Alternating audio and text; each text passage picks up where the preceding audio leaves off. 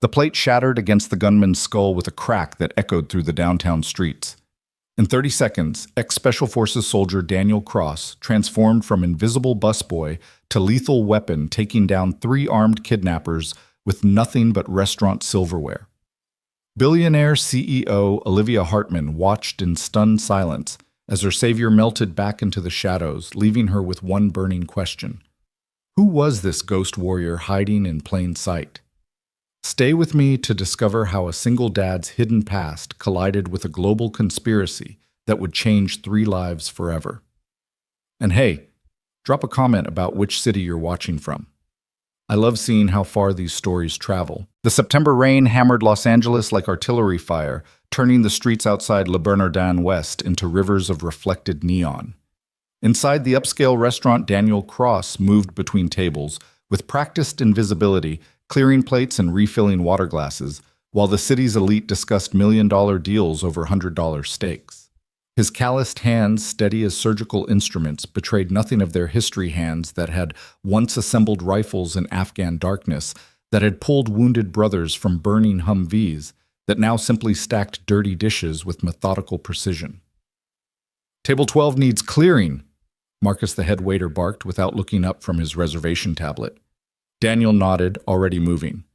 3 years of this routine had taught him the rhythm of service work: be efficient, be invisible, be forgettable. It was exactly what he needed. Through the rain-streaked windows, he caught a glimpse of his own reflection, 35 years old, but looking older. Brown hair grown out from its military-cut gray eyes that had seen too much carefully dulled to appear vacant. The kind of face people looked through, not at. Perfect for a man who wanted to disappear. His phone vibrated against his thigh. A text from Mrs. Chen. His neighbor, Lila, finished homework, made mac and cheese. She's asking about you again. Daniel's jaw tightened. His 8-year-old daughter was too smart for her own good, already picking up on the weight he carried. He typed back quickly. Home by 11. Tell her I love her. She knows, came the reply. But she needs to hear it from you. He slipped the phone away, guilt gnawing at his chest. Every night he worked was a night stolen from Lila, but the restaurant's evening shifts paid double what day work offered, and God knew they needed every penny. The medical bills from Sarah's cancer had drained their savings, and even 3 years after her death, the debt collectors still called. Cross, Marcus snapped. The VIP section. Now! Daniel grabbed his bus tray and headed toward the restaurant's private dining area, separated from the main floor by frosted glass panels. Through the translucent barrier, he could make out a small group finishing their meal. 3 men in dark suits and a woman whose posture alone commanded the room. As he pushed through the divider, Daniel's trained eye automatically cataloged the scene. The men private security trying too hard to look casual. Earpieces, poorly concealed jackets hanging wrong from concealed carries. Amateurs playing professional. The woman Olivia Hartman, though the tabloids didn't do her justice. Mid-30s auburn hair pulled back in a style that cost more than Daniel made in a week. Green eyes that missed nothing. CEO of Hartman Industries, one of the country's fastest-growing clean energy companies. She was arguing with someone on her phone, her voice controlled but tight. I don't care what the board thinks, Richard. The battery technology stays proprietary. No foreign partnerships, no licensing deals. We're talking about national security here. Daniel kept his head down, clearing plates with mechanical efficiency. Just another invisible servant in her world of billions and board meetings. Her security detail barely glanced at him, a critical mistake he noted but didn't dwell on. Not his problem anymore. The prototype testing is scheduled for next week? Olivia continued, standing to pace near the window. If the numbers hold, we're looking at a complete transformation of energy storage. Electric vehicles with 1,000-mile ranges. Grid-level storage that actually works. This changes everything. One of her security men, the tallest with a Boston accent thick as chowder, checked his watch. Ma'am, we should go. The weather's getting worse. Olivia waved him off, still focused on her call. Richard, I'm hanging up. We'll discuss this at tomorrow's board meeting. And if anyone else suggests partnering with Jiang Industries, remind them what happened to Solyndra. She ended the call with a sharp tap, then turned to her security. Give me 5 minutes. I need some air. Ma'am, the weather. 5 minutes. Thompson. I'm going to stand under the awning and remember what it feels like to not be in a boardroom. Her tone brooked no argument. Daniel watched them file out through the restaurant's side entrance, the one that opened onto the narrow alley between buildings. His instincts prickled something his old squad leader used to call his spider sense. 3 men, 1 principal, heading into a confined space with limited visibility. Every tactical bone in his body screamed wrong, but he forced himself to keep working. Not his problem, not his world. He had Lila to think about. The crash came 2 minutes later. It was the sound of metal on brick, followed by a woman's sharp cry. Daniel's body moved before his mind could stop at muscle memory, overriding 3 years of careful civilian conditioning. He was through the side door while other diners were still looking up from their meals. The scene in the alley unfolded in his mind like a tactical map. 3 hostiles in ski masks, not her security. Thompson and the others were down, blood pooling beneath their still forms. Alive or dead. No time to check. Olivia pressed against the brick wall, rain plastering her designer dress to her trembling frame. The lead attacker held a Glock 19 stance, professional finger indexed along the trigger guard. The other 2 flanked him, creating overlapping fields of fire. Please. Olivia's voice remained steady despite her fear. Whatever you want. Shut up, the lead gunman said. Eastern European accent, maybe Serbian. You come with us. No noise, no problems. Daniel's hand found the stack of plates he'd been carrying, his mind calculating angles and distances. 20 feet. 3 targets. Element of surprise. In Afghanistan, he'd have had an M4 and squad support. Here, he had dinner plates and the knowledge that his daughter was waiting for him at home. Lila's face flashed in his mind. Growing up without a mother was hard enough. Growing up without both parents. The gunman grabbed Olivia's arm, yanking her forward. She stumbled, crying out as her heels snapped. That small sound of distress made Daniel's decision for him. The first plate flew like a ceramic frisbee, catching the lead gunman in the throat. He dropped, hands clutching his crushed windpipe. Daniel was already moving, using the momentum to close distance. The second attacker swung his weapon around, but Daniel had reached him, deflecting the gun arm up with his left hand while driving a dinner fork into the man's wrist tendons with his right. The gun clattered away. The third man fired too high. Panic shot the bullet sparking off the brick inches from Olivia's head. Daniel rolled forward, came up with a handful of gravel from the alley floor and flung it into the shooter's face. As the man flinched, Daniel swept his legs, bringing him down hard onto the wet pavement. A precise strike to the carotid sinus, and the attacker went limp. Total elapsed time, 8 seconds. Daniel turned back to the second attacker, who was trying to retrieve his dropped weapon with his good hand. A measured kick sent the gun skittering into the darkness, followed by a knee strike that put the man into the wall. He slumped down unconscious. The lead gunman was still moving, trying to crawl despite his damaged throat. Daniel knelt beside him, applying pressure to specific points that would keep him conscious but immobile. He needed answers. Who sent you? Daniel's voice had dropped an octave, accessing a register he hadn't used in 3 years. The man's eyes widened in recognition of what he was facing, not a busboy, but something far more dangerous. He tried to speak, but only managed a wet gurgle. Sirens wailed in the distance. Daniel looked up at Olivia, who stood frozen against the wall, rain and shock mingling on her face. Their eyes met for a single electric moment. In hers, he saw questions forming wheels turning behind the shock. In his, she saw something that made her take an involuntary step back, a glimpse of the predator that lived beneath the service uniform. Your security needs medical attention, Daniel said, his voice returning to its normal register. He checked Thompson's pulse, steady but weak. Tell the police you didn't see who helped. The rain, the confusion. You don't remember. Wait. Olivia started forward, but Daniel was already moving. He disappeared into the maze of downtown alleys, leaving behind 3 unconscious attackers, 3 wounded security guards, and 1 very confused billionaire. By the time the police arrived, he was blocks away, just another pedestrian hunched against the rain. His phone buzzed. Mrs. Chen again. Lila's asking if you can read to her when you get home. Daniel's hand shook as he typed, tell her yes, always yes. But even as he headed home, he knew this wasn't over. The attackers had been professional despite their failure. Someone had wanted Olivia Hartman badly enough to attempt a kidnapping in downtown LA. And worse, He'd shown his capabilities. 3 years of careful anonymity shattered in 8 seconds of violence. He thought about Olivia's eyes in that moment of recognition, the way they'd sharpened despite her shock. She was the type who'd want answers, the type who'd look for him. Daniel quickened his pace, mind already running through contingencies. They'd have to move again. New city, new identities, new school for Lila. The thought of uprooting her again made his chest tight, but staying might be worse. If whoever targeted Olivia traced the intervention back to him, the apartment building loomed before him, a tired brick structure that had seen better decades. Mrs. Chen met him at her door, concern creasing her weathered face. "You're soaked," she said, then lowered her voice. "And you have that look, the one from when you first moved in."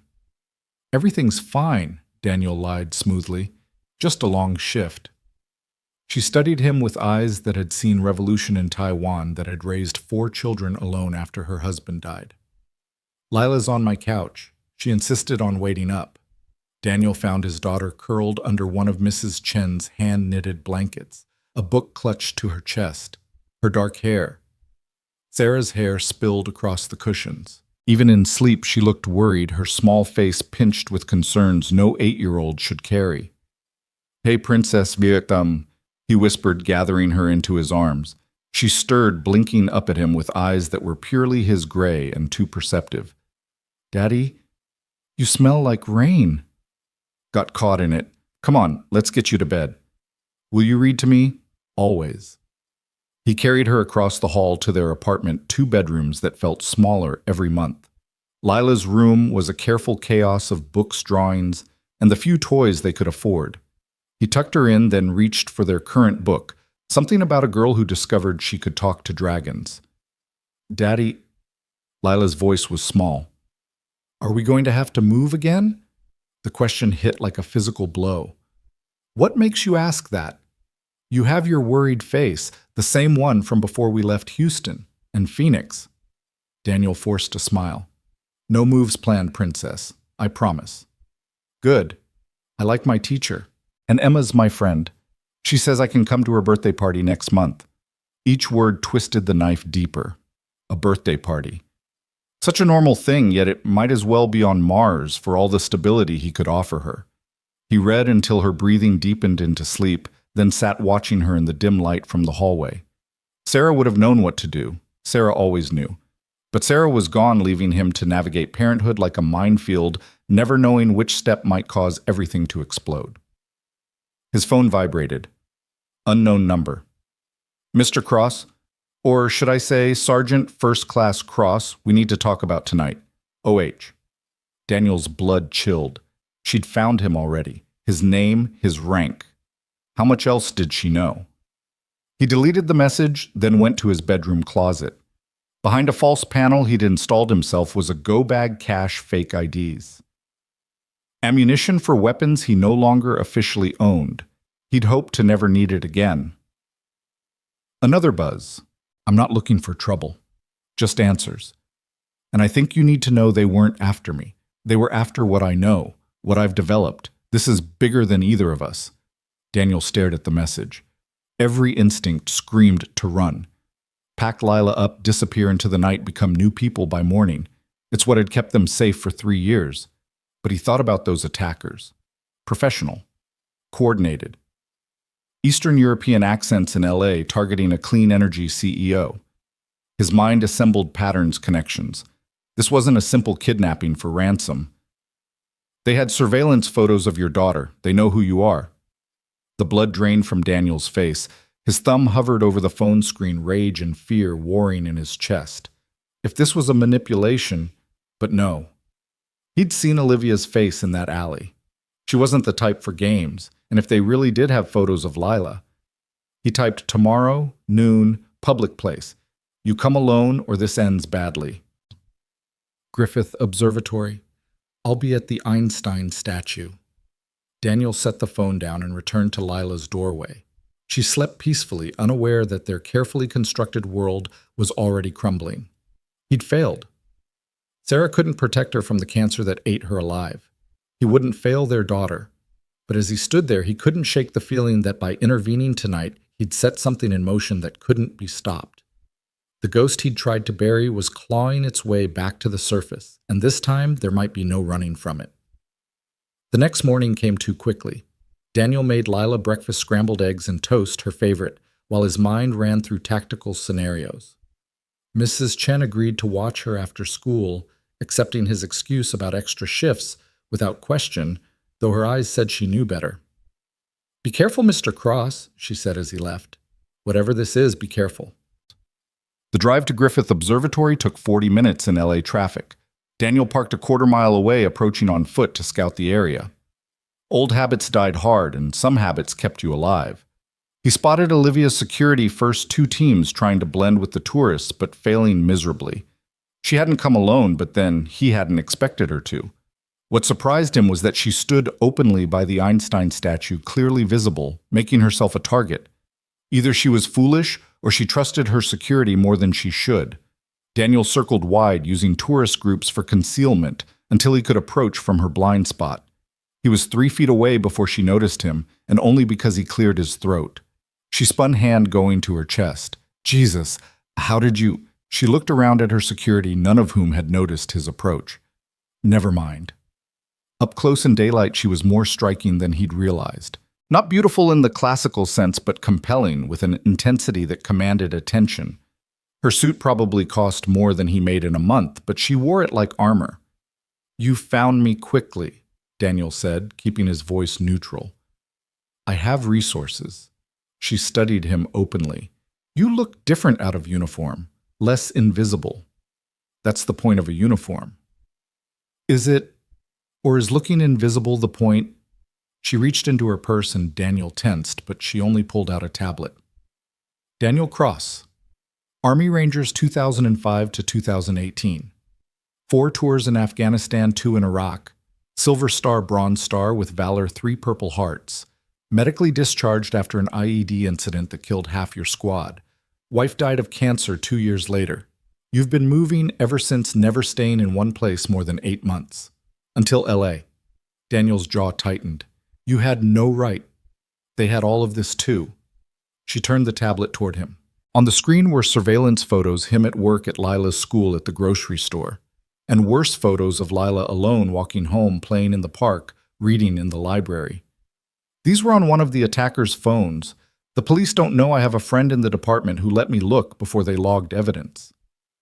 The world narrowed to those images of his daughter. Someone had been watching her, cataloging her routines, her vulnerabilities. Daniel's hands curled into fists, the careful control he'd maintained for 3 years cracking. "Who?" The word came out as a growl. "That's what I'm trying to find out." Olivia lowered the tablet. "But I think it's connected to my work. 3 months ago, we had a breakthrough, a new battery technology that could revolutionize energy storage. We're talking about ending dependence on fossil fuels within a decade. The implications are worth killing for," Daniel finished. "Worth starting wars over." She nodded.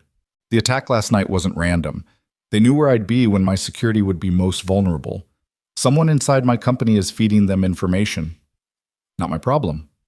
"It is now." She gestured to the photos of Lila.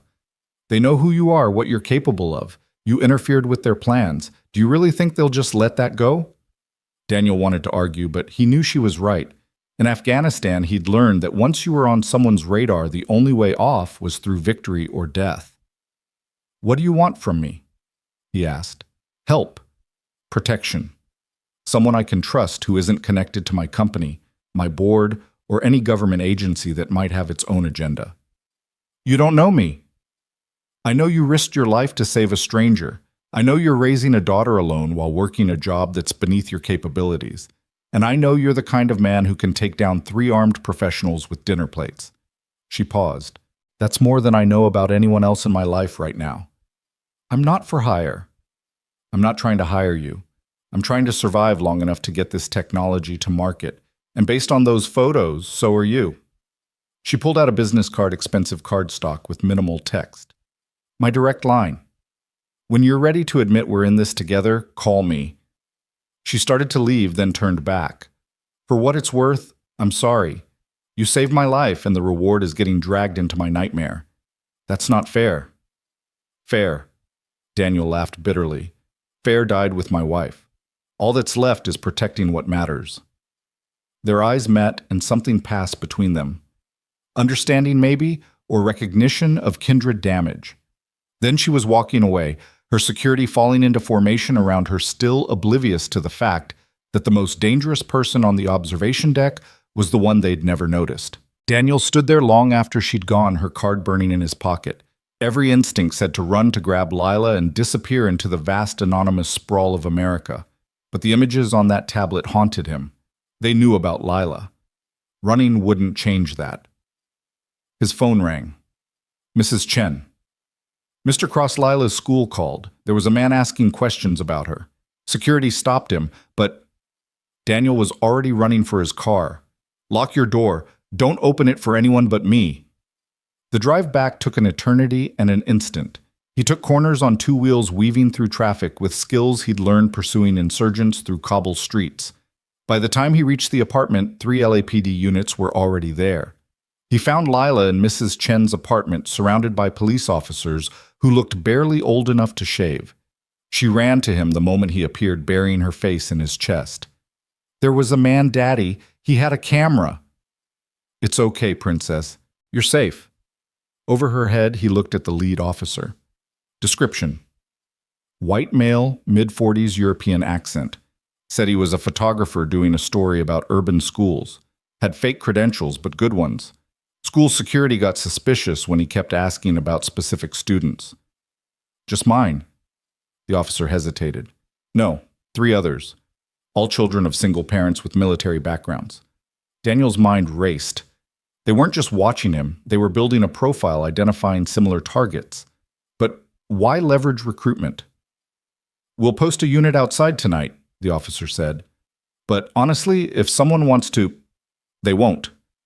Daniel's tone left no room for doubt. The officer nodded, recognizing something in Daniel's eyes that made further discussion unnecessary. That night after Lila was asleep, Daniel sat in the dark living room with a glass of whiskey. He didn't drink, and Olivia's card in his hand. Through the thin walls, he could hear Mrs. T's, Chen's television, the laugh track of some sitcom, providing surreal counterpoint to his thoughts. He thought about Sarah, how she'd made him promise to keep Lila safe, to give her a normal life. But normal was a luxury they couldn't afford anymore.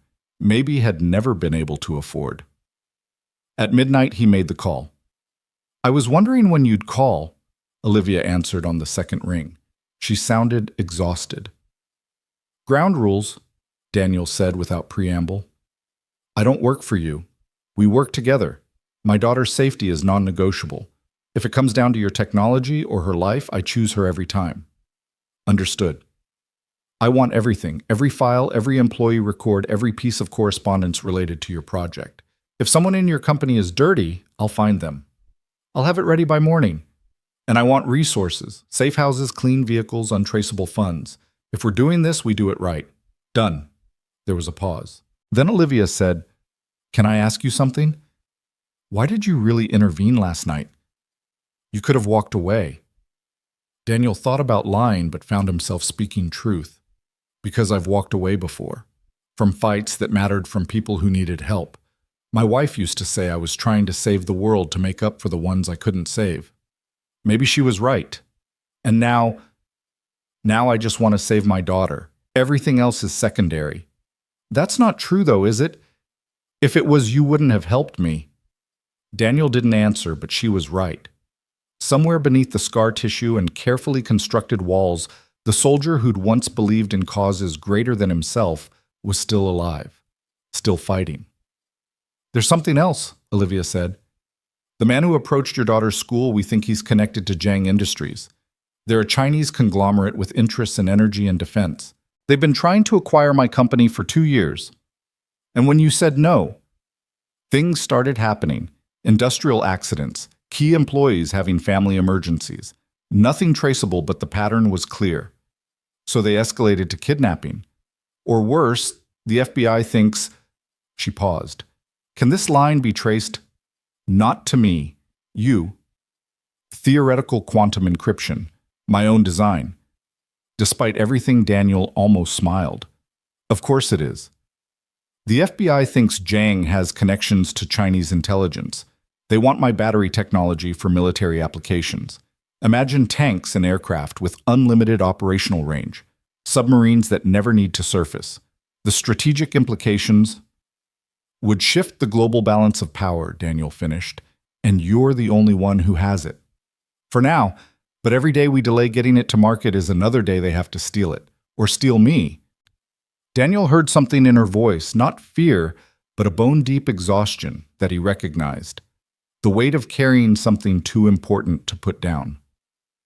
Get some sleep, he said. Tomorrow we start hunting. Daniel, her voice was softer now. Thank you for saving me, for helping me, for... Don't thank me yet. This is going to get worse before it gets better. He hung up and went to check on Lila one more time. She slept peacefully, clutching the stuffed rabbit Sarah had given her before the cancer got too bad. In sleep, she looked so young, so fragile. But Daniel knew better. She had Sarah's strength, that quiet resilience that had carried them through 18 months of chemo and radiation. She'd need it for what was coming. Because as Daniel stood there in the darkness, he could feel it, the old familiar sensation of being in someone's crosshairs. They were being hunted, and the hunter was getting closer. Tomorrow, he'd start hunting back. But tonight he stood watch over his daughter and made the same promise he'd made to Sarah in those final moments. Whatever it takes. Whatever it costs. He would keep their little girl safe, even if it meant becoming the weapon he'd tried so hard to bury. The morning brought no peace. Daniel woke to find an encrypted drive had been delivered to Mrs. Chen's door. Olivia's files as promised. But there was something else, a photograph of him from his army days standing with his squad in Kandahar. Red X's marked through the faces of the dead. Only 3 faces remained unmarked, his and 2 others. On the back, someone had written, "You can't protect everyone, Sergeant Cross." Daniel's blood ran cold. This wasn't just about Olivia's technology anymore. Someone was making it personal. Someone who knew his history, his failures, his guilt. He looked at the faces of his dead brothers, remembered their last mission. The IED that should have killed him too would have if Martinez hadn't pushed him clear at the last second. The survivor's guilt that had nearly destroyed him until Sarah pulled him back from the edge. Now Sarah was gone too, and someone was using his past as a weapon. His phone buzzed. Olivia. We need to meet. Now. They killed someone. Daniel looked at the photograph one more time, then burned it in the kitchen sink. The past was dead, but its ghosts apparently were not, and they were coming for everyone he had left. The body belonged to Dr. Marcus Webb Hartman Industries, head of research and development. Daniel stood in the morgue's sterile coldness, studying what was left of the man who'd helped create Olivia's revolutionary battery technology. The official cause of death was a car accident brake failure on a winding mountain road, but Daniel recognized professional work when he saw it. The brake lines were cut with precision. Detective Ray Morrison said, an old contact from Daniel's first months in LA who'd helped him establish his new identity. Whoever did this wanted it to look accidental at first glance, but left just enough evidence for someone who knew what to look for. Olivia stood beside them, her face pale, but composed. She'd identified the body an hour ago, maintaining her CEO's mask even as her hands trembled. Marcus was supposed to present the final test results to the board tomorrow. He was the only one besides me who understood the complete scope of the technology. Who else knew about the presentation? Daniel asked. The entire board, my senior staff. It wasn't a secret, we've been building toward this for months. She paused, something flickering across her face. Marcus called me last night. Said he'd discovered something in the lab's security footage but wanted to verify before bringing it to me. Now we'll never know what he found. Daniel exchanged glances with Morrison. The security footage? Wiped. Morrison confirmed. Professional job. Whoever did this had inside access to your systems, Ms. Hartman. They left the morgue in separate cars, but Daniel followed Olivia to her office in downtown LA, a gleaming tower that seemed to pierce the smoggy sky. Her security was visible now, 8 men who watched Daniel with barely concealed suspicion. He'd been added to their threat assessment after appearing from nowhere at Griffith Observatory. They don't trust you, Olivia said as they rode the executive elevator. Good. They shouldn't trust anyone right now. Daniel studied the elevator's control panel, noting the hidden cameras, the emergency protocols. How many people have access to this floor? 12 board members and senior staff only, and maintenance, cleaning crews, IT support. She fell silent, understanding dawning. God, we're vulnerable everywhere, aren't we? Everyone is. The trick is making the vulnerabilities work for you. The elevator opened onto a floor that reeked of money and power. Floor-to-ceiling windows offered a view of the city that probably cost millions just to maintain. Olivia's office occupied the corner, a massive space that felt more like a fortress than a workspace. She went to a hidden panel in the wall, revealing a safe that looked like it could survive a nuclear blast.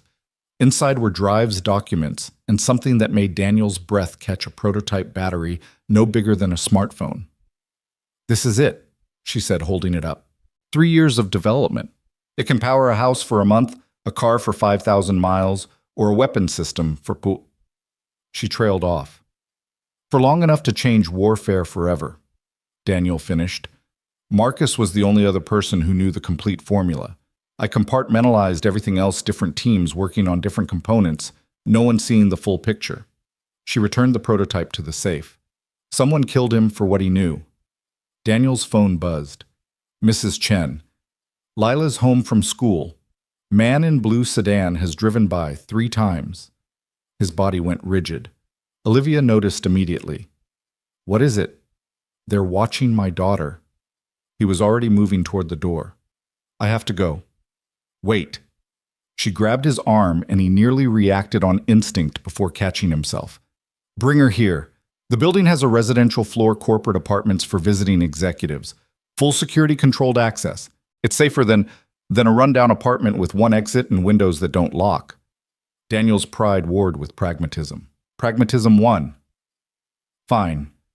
But we do this my way." 20 minutes later, he was back at his apartment, Lila already packed thanks to Mrs. Chen's foresight. His daughter sat on her bed, clutching her rabbit eyes too, knowing for her 8 years. "Are we running again, Daddy?" "Not running, Princess, just relocating temporarily." "Because of the man with the camera." Daniel knelt before her, taking her small hands in his scarred ones. "Because Daddy's helping someone with something important, and until it's done, we need to stay somewhere safer." "Are you being a soldier again?" The question cut deep. He'd never told her details about his service, but children had a way of knowing things. "Something like that." "Mom said you were a hero, that you saved people." "Your mom said a lot of things. She said you'd know when it was time to be a hero again." Lila's gray eyes, so like his own, studied him intently. "Is it time?"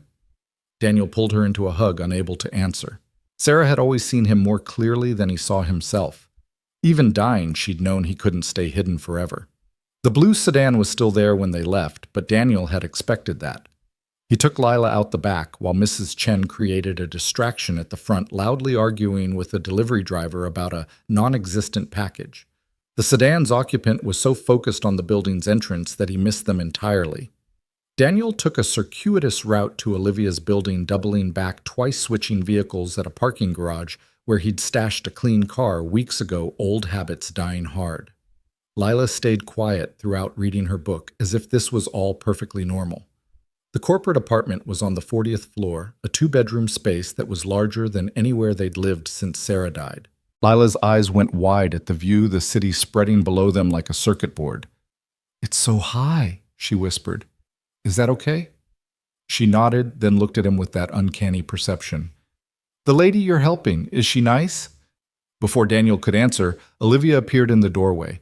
She'd changed from her CEO armor into jeans and a sweater, looking younger, more vulnerable. "You must be Lila," she said, crouching to the girl's level. "I'm Olivia. Your dad is helping me with something very important." Lila studied her with those serious gray eyes. "Are you why those men were watching us?" Olivia glanced at Daniel, who nodded slightly. No point in lying to a child who already knew too much. "Yes," Olivia said simply, "and I'm very sorry about that, but your dad is going to make sure you're both safe." "He's good at that," Lila said matter-of-factly. "He has nightmares about the people he couldn't save, but he always saves me." The silence that followed was deafening. Daniel felt exposed as if his daughter had peeled back his skin to show the scars beneath. Olivia's eyes met his, and he saw understanding there. She had her own scars, just better hidden. "Why don't you pick which bedroom you want?" Daniel suggested, desperate to change the subject. As Lila explored the apartment, Olivia moved closer to him. "Nightmares." "Leave it." "My brother was a Marine," she said quietly. "Came back from Fallujah, different. He said the hardest part wasn't what he'd done, but what he couldn't do, the people he couldn't save." "What happened to him?" "Suicide. 3 years after he came home." She stared out at the city. "That's why I recognized the look. You have the same eyes he did, always watching for threats, always ready for violence, but underneath is the guilt of surviving when others didn't." Daniel wanted to deny it, but what was the point? She'd seen through him as easily as Lila had. "Daddy," Lila called from one of the bedrooms. "There's a TV in here. Can I watch cartoons?" 30 minutes, then homework," he called back, grateful for the interruption. Olivia pulled out a tablet, all business again. "I've been reviewing Marcus's recent activities. 3 days ago, he accessed files he shouldn't have been able to personnel records from before my time as CEO when my father ran the company." "Your father?" "Nathaniel Hartman. He founded the company 40 years ago, built it from nothing into a Fortune 500 corporation. Died of a heart attack 5 years ago, left me everything." She pulled up a photograph, a stern-looking man with Olivia's green eyes, but none of her warmth. He was brilliant, ruthless, and paranoid. Kept secrets even from me. What kind of secrets? That's what Marcus was trying to find out. The files he accessed were sealed after my father's death, required board approval to open, but somehow he got in. Daniel studied the file names on her screen. Most were standard corporate documents, but one stood out, Project Lightning Rod. "What's that?" "I don't know. It's not in any official company records, but Marcus downloaded it 3 days before he died." She touched the screen, and an error message appeared, "File corrupted." "Conveniently corrupted after he accessed it," Daniel muttered. "Someone's cleaning house, first the file, then Marcus next." "Me." Olivia's voice was steady, but he saw her hands tremble slightly. "I'm the last person who knows how the technology works." "Then we need to get you somewhere safe while I figure out who's behind this." "No." Her CEO voice was back steel wrapped in silk. "I have a company to run a presentation to make. If I disappear now, the board will panic, stock will crash, and whoever's doing this wins. Pride won't stop a bullet. It's not pride. It's duty. Thousands of people depend on Hartman Industries for their livelihoods. I won't abandon them because I'm scared." Daniel recognized the tone, the same one he'd used when refusing to leave wounded soldiers behind, even when staying meant almost certain death. Duty was a chain that could drag you to hell, but it was also what separated humans from animals. "Fine, but we do this smart. I need a complete list of everyone with access to those files, everyone who knew about Marcus's research, everyone who stands to gain from your technology or your death." "That's a long list. Then we'd better get started." They worked through the night, Olivia pulling records while Daniel analyzed patterns. Lila fell asleep on the couch, her book still clutched to her chest. Around midnight, Olivia made coffee, expensive stuff that tasted like liquid gold compared to the swill Daniel usually drank. "Can I ask you something?" she said, handing him a mug. "Why did you really leave the military? Your record is exemplary until that last mission, then nothing. Just a medical discharge and silence." Daniel stared into his coffee, seeing faces in the dark liquid. "You read the report?" "I read the official report. Half your squad killed by an IED, you wounded, received medical treatment and discharge. But that's not the whole story, is it?" "It never is. The men who died, you blame yourself." "Because it was my fault." The words came out harsh, raw. "I was squad leader. My job to keep them safe. I missed the signs, didn't trust my instincts. Martinez saw something I didn't, try to warn me, but I was so focused on the mission." He trailed off, lost in memory. "So Martinez saved you. Pushed me clear just as the device detonated. Took the full blast himself, him and 4 others gone in an instant. And me few pieces of shrapnel concussion survivor's guilt, that no amount of therapy could touch. It wasn't your fault. Yes, it was. That's what leadership means. Everything is your fault. Every decision, every consequence, every life lost under your command. He met her eyes. That's why I walked away. Because I couldn't trust myself to keep anyone safe anymore. But you kept your daughter safe. And you saved me. Lila is different. He paused, searching for words. She's the only good thing I've done since Sarah died. The only thing that matters. Olivia was quiet for a moment, then said, My father used to say that the only things worth doing are the ones that terrify you, that fear means it matters. Your father sounds like he was complicated. He was a bastard, she said bluntly. Brilliant, driven, successful, but a bastard. He built this company through sheer force of will, crushed anyone who stood in his way. I spent my whole life trying to prove I was worthy of his legacy, and he died before I could. Is that why you're pushing so hard with this technology? Maybe. Or maybe I just want to prove that power doesn't have to corrupt, that you can change the world without destroying everyone around you. She laughed bitterly. Look how well that's working out. Daniel's phone buzzed. Unknown number, but he recognized the pattern, a burner phone probably purchased within the last hour. Cross, he answered. You should have stayed invisible, Sergeant. The voice was electronically distorted, but carried a trace of accent Eastern European, like the attackers from the alley. You've inserted yourself into something you don't understand. Enlighten me. The technology Ms. Hartman has developed belongs to the world, not to one country or corporation. There are forces at work here beyond your comprehension. Let me guess, Zhang Industries' Chinese intelligence, or are you freelance? A pause. You're not as clever as you think. Webb discovered the truth, and it killed him. The same truth that killed Nathaniel Hartman 5 years ago. Daniel's eyes snapped to Olivia. What truth, what? Project Lightning Rod. Ask her about it. Ask her what her father was really building before he died. Ask her why the Department of Defense classified his research and buried it so deep even his daughter couldn't find it. The line went dead. Olivia had gone pale, her hand pressed to her mouth. Project Lightning Rod was real. You didn't know. I knew my father was working on something before he died, something he kept even from me. But when I took over the company, there was nothing. No files, no prototypes, no records, like it never existed. But Marcus found something. And now he's dead. She stood abruptly, pacing to the window. God, what if my battery technology isn't even original? What if I've been recreating something my father already built? Daniel joined her at the window, studying the city lights below. Somewhere out there, enemies were moving against them, pieces on a chessboard they couldn't fully see. We need those files, he said. Whatever Marcus found, we need to see it. The corrupted data is on the company servers. Maybe our IT department can recover. No, we can't trust anyone inside your company, but I know someone who might help. He pulled out his phone, scrolled through contacts until he found the one he needed. Someone who owes me a favor. The number rang twice before a gravelly voice answered. Daniel, Jesus Christ, that really you? Hello, Tommy. Thomas Tommy Rodriguez had served with Daniel in Afghanistan, their squad's tech specialist, before an IED took his left leg and ended his military career. Now he ran a cybersecurity firm in Venice Beach, doing gray area work for whoever paid best.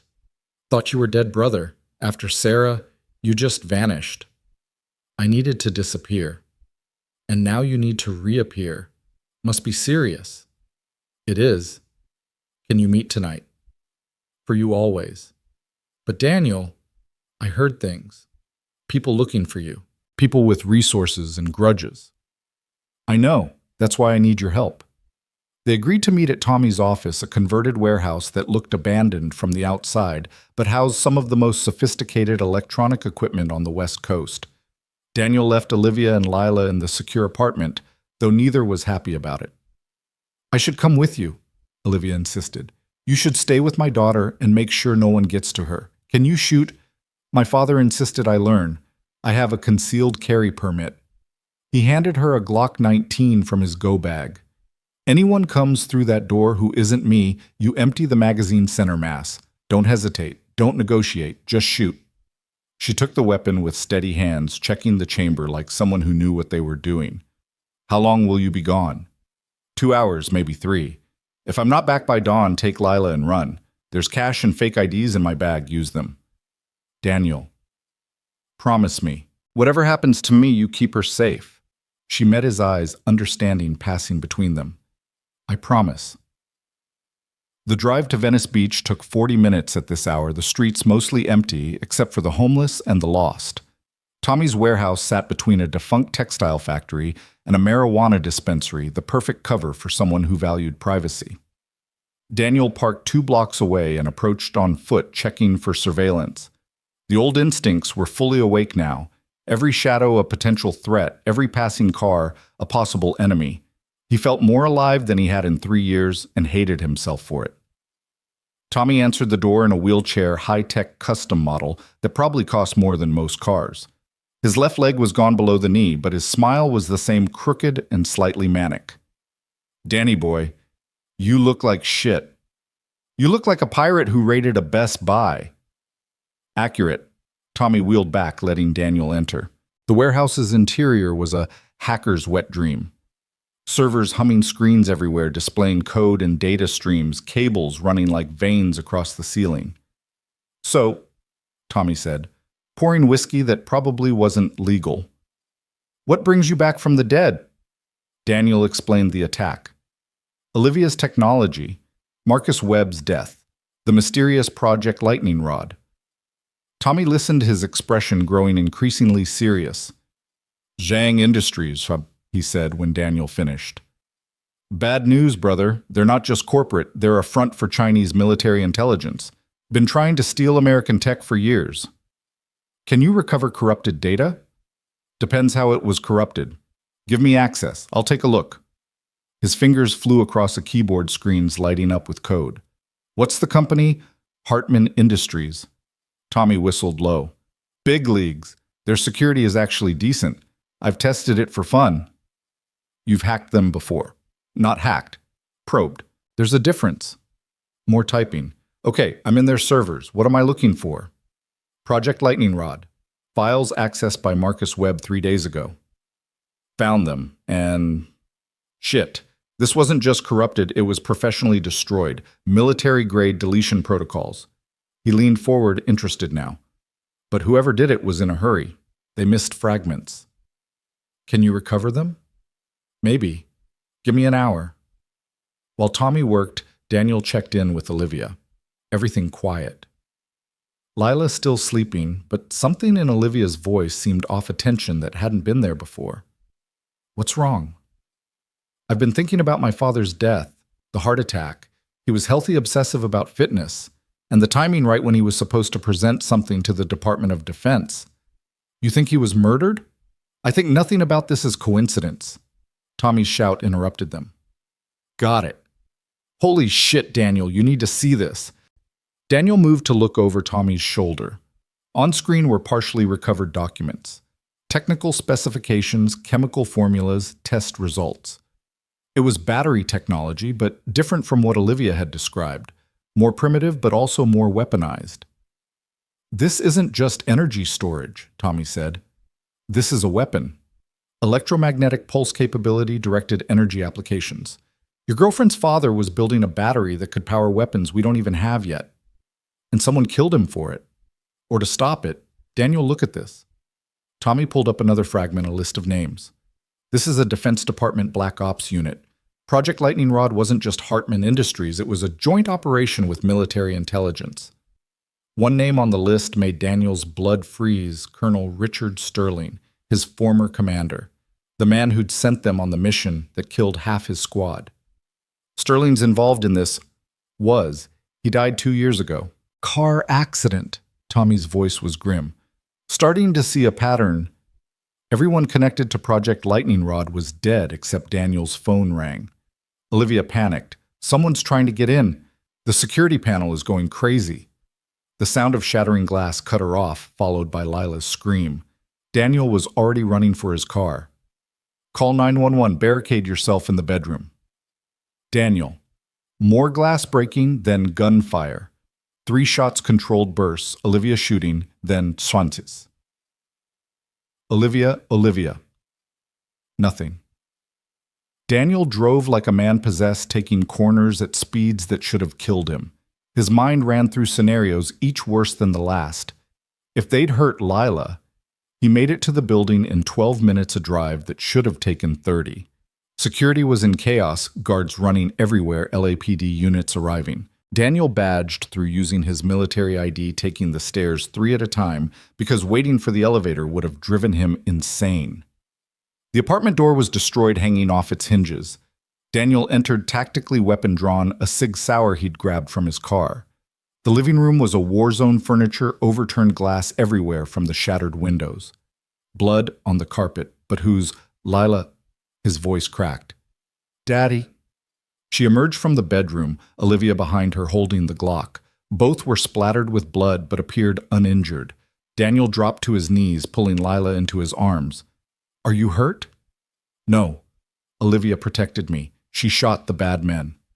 Over Lila's head, he met Olivia's eyes. She was in shock, but holding it together, the weapon still raised like she expected more attackers. How many was? He asked. 3. They came through the window's rappelling gear. Professional. Her voice was eerily calm. I shot 2. The 3rd fled when he heard sirens. Daniel surveyed the scene with new respect. 2 bodies in tactical gear, both with center mass groupings that would make a drill sergeant proud. You did this? My father made me train every week from age 16, said a woman in power needed to be able to protect herself. She finally lowered the weapon. I never thought I'd actually have to kill anyone. The shock was setting in now, her hand starting to shake. Daniel gently took the Glock from her. You saved my daughter's life. She saved mine first, Olivia said, and suddenly she was crying, all the CEO armor crumbling. The 3rd one had me, but Lila threw her rabbit at his face, gave me time to reload. Daniel looked at his 8-year-old daughter, this brave, impossible child who'd inherited Sarah's courage along with her eyes. You threw Mr. Hoppy. He would have hurt Olivia, Lila said simply. And you like her. Before Daniel could process that, LAPD burst in, weapons drawn. The next hour was controlled chaos statements, crime scene text, Detective Morrison arriving to take charge. The dead attackers had no identification, but their equipment was military grade, their tactics professional. This is beyond my pay grade, Morrison admitted. FBI's taking over, probably Homeland Security too. You need to disappear, Daniel, all of you. He was right. They were exposed here, vulnerable. But where could they go that these people couldn't find them? I have a place, Olivia said. She'd recovered her composure, the CEO mask back in place. A cabin in Big Bear, off the books purchased through shell companies. My father's last gift, a bolt hole for emergencies. They'll track. No, he was paranoid about it. No digital footprint, no utility records, and any searchable database. Even I forgot it existed until now. Daniel considered. It wasn't perfect, but it was better than staying here. Pack light, he told them. We leave in 10 minutes. As Lila gathered her things, carefully retrieving Mr. Hoppy from the corner where he'd landed, Olivia approached Daniel. That name on the list, Sterling, you knew him. My former commander. The mission that went wrong. He planned it. You think he was involved in Project Lightning Rod? I think everyone connected to that project is dead except you, and now you're recreating the same technology your father died for. So we find out what Lightning Rod really was, who wanted it stopped, and why they're trying to steal it now. Olivia, you should run. Take your money, disappear, let them have the technology. No. Her green eyes flashed with determination. They killed my father. They killed Marcus. They tried to kill your daughter. This ends when they're stopped, not before. Daniel saw the steel in her, the same determination that had built a corporate empire and revolutionized energy technology. She wouldn't run, neither would he. Then we do this together, he said. Together? She agreed. From across the room, Lila watched them with those 2 knowing eyes holding her rabbit tight. She'd already lost one parent to cancer, nearly lost another to violence tonight.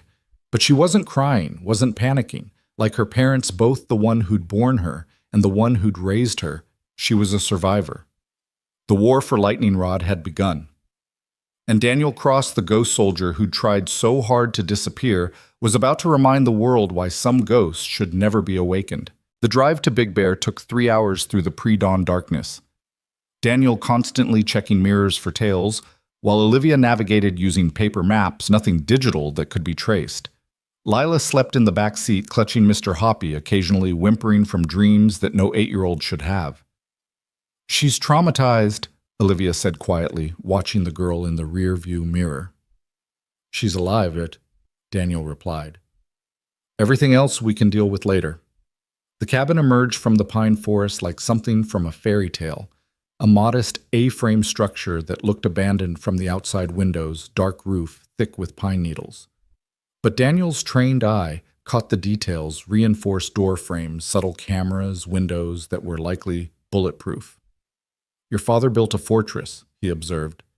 "He built a sanctuary," Olivia corrected, punching a code into a hidden panel, or a prison, depending on how you look at it. The interior was a surprise modern, fully equipped with a sophisticated security system that would make most military bases jealous. Olivia's father had spared no expense in creating his hidden retreat. "There's a workshop in the basement," she said, flicking on lights. "Full laboratory, actually. He did some of his most sensitive work here." Daniel carried Lila to one of the bedrooms, tucking her in without waking her. When he returned, he found Olivia in the kitchen making coffee with hands that shook slightly, the adrenaline finally wearing off. "You killed 2 men tonight," he said gently. "I know." She didn't look at him. "I can still feel the gun jumping in my hands, see their faces through the sights. The first time is always the hardest." "Does it get easier?" "No, it just gets more necessary." He accepted the coffee she offered. "You saved Lila's life. Hold on to that." "She's remarkable, your daughter. Most children would have frozen, but she acted." Her mother's genes. Sarah was the brave one. Olivia studied him over her mug. "Tell me about her." "Sarah." Daniel rarely talked about his wife, but something about the darkness, the shared violence, made him open up. "We met at Walter Reed. I was recovering from my first Purple Heart. She was a pediatric nurse. She said I looked like a lost puppy who'd been kicked too many times." "Romantic." "She was like that, brutally honest but kind about it. We got married 6 months later, right before my second deployment. She waited, never complained, even when I came back different each time." "How did she handle it?" "The changes. She didn't try to fix me, just loved me through it. When the IED happened, when I came back broken in ways that didn't show on x-rays, she held me together." His voice roughened. "Then the cancer came. 18 months from diagnosis to the end. I watched the strongest person I knew waste away, and there was nothing I could do. No enemy to fight, no mission to complete, just helplessness. I'm sorry." "She made me promise to keep living to raise Lila right, but after she died, I just wanted to disappear. Become nobody, be nothing. Safer that way." "But you couldn't stay hidden, not when someone needed help." "Sarah used to say I had a hero complex, that I needed to save everyone because I couldn't save myself." "Maybe she was right. Or maybe you're just a good man in a world that's forgotten what that means." Before Daniel could respond, his phone buzzed. Tommy Rodriguez. "Brother, you need to know something. I kept digging into Lightning Rod, your Colonel Sterling. He wasn't working alone. There's a whole network, military contractors, intelligence assets, corporate executives. They called themselves the Prometheus Group. What did they want? To prevent certain technologies from disrupting the global balance. Energy weapons, advanced batteries, anything that could shift power too quickly. They weren't stealing tech, they were suppressing it." Daniel put the phone on speaker so Olivia could hear. "Sterling's dead," Daniel said. "So who's running Prometheus now?" "That's the million-dollar question, but I found something else. Nathaniel Hartman wasn't just developing the battery, he was going to give it to China." Olivia gasped. "That's impossible. My father was a patriot." "Your father was a businessman, sir," Tommy interrupted. "China offered him $50 billion for exclusive rights. The Defense Department found out, tried to stop him. The heart attack happened 2 days before the transfer was supposed to occur." "You're saying they killed him?" "I'm saying he died conveniently. And now his daughter has recreated the same technology and the same players are circling. Daniel's mind raced assembling pieces. But the attackers have been trying to kidnap Olivia, not kill her. Because whoever's running Prometheus now wants the technology not to suppress it, but to control it. The game's changed since Nathaniel's time. Any idea who? Working on it. But Daniel, be careful. These people have resources you can't imagine, and they know where you are. How? Because I'm telling them. The voice wasn't Tommy's anymore. Someone else had taken the phone. Daniel recognized it immediately, Richard Sterling, his dead commander. Hello, Sergeant Cross. Been a long time. You're supposed to be dead. Death is a useful fiction. Allows one to work without scrutiny. Sterling's voice was exactly as Daniel remembered, cultured, cold, intelligent. I must admit I didn't expect you to surface. You were doing so well as nobody. Let Tommy go. Oh, Mr. Rodriguez is fine. Unconscious, but fine. We're not monsters, Daniel. We're pragmatists. The technology Ms. Hartman has developed is too dangerous for any one nation or corporation. It needs to be controlled, regulated, distributed carefully. By you. By people who understand the implications. Imagine China with unlimited energy weapons, or terrorists with batteries that could power a dirty bomb indefinitely. Some genies need to stay in their bottles. Olivia grabbed the phone. You killed my father. Your father was going to start World War III for money. We stopped him. Unfortunately, you've inherited both his genius and his stubbornness. So you'll kill me too. I'd prefer your cooperation. Join Prometheus. Help us control the technology's release. Ensure it benefits humanity without destroying it. Go to hell, Sterling sighed. I expected as much. Daniel, you have 24 hours to convince her. After that, we take more direct action. And your daughter, well, let's hope it doesn't come to that. The line went dead. Daniel immediately started packing. We move. Now. He knows we're here. Not yet, but Tommy's equipment will tell them soon enough. We have maybe an hour. They grabbed essentials, Daniel carrying the sleeping Lila to the car. As they pulled away, he saw lights approaching through the forest, multiple vehicles moving fast. Where do we go? Olivia asked. Somewhere they won't expect, somewhere public enough they can't act openly. An idea formed. The conference. You're supposed to present tomorrow, today actually, in San Francisco. That's insane. They'll be waiting. Exactly. They'll expect us to run to hide. Instead, we walk right into the spotlight. You present your technology to the world, make it public. Once it's out there, killing you becomes pointless. And Prometheus can't operate in the open. Their power comes from shadows, from secrets. We drag them into the light. The drive to San Francisco took 8 hours, using back roads and switching vehicles, twice rentals Daniel had scattered throughout California under false identities, another old habit that now proved invaluable. Lila woke halfway through, accepting their situation with that strange resilience children sometimes possessed. Are we going to be okay, Daddy? Yes, Princess, I promise. You can't promise that, she said seriously. Mom promised she wouldn't leave, but she did. Daniel's heart clenched. In the passenger seat, Olivia reached back to take Lila's hand. You're right, Olivia said. We can't promise everything will be okay, but we can promise to fight for it, to not give up. Is that enough? Lila considered this. I guess. They reached San Francisco as the morning fog rolled in the city, emerging from gray mist like something from a dream. The conference was at the Moscone Center, thousands of attendees expected for the Clean Energy Summit. Olivia's presentation was the keynote, the announcement that would change everything. Daniel left them at a hotel near the center while he scouted. The venue was crawling with security, but he spotted the Tell's men and women who moved wrong for corporate security, too smooth, too aware. Prometheus was here. He called Morrison his detective friend. I need a favor. Big one. Daniel, you're wanted for questioning in connection with, I know, but in 4 hours someone's going to try to assassinate Olivia Hartman at the Clean Energy Summit. I need SFPD there in force, visible, ready. You have proof. I have instinct, and you know my instincts are good. Morrison was quiet for a moment. I'll make some calls. But Daniel, if you're wrong, I'm not. He returned to find Olivia reviewing her presentation while Lila watched cartoons. She'd changed into a power suit, looking every inch the CEO, despite the exhaustion in her eyes.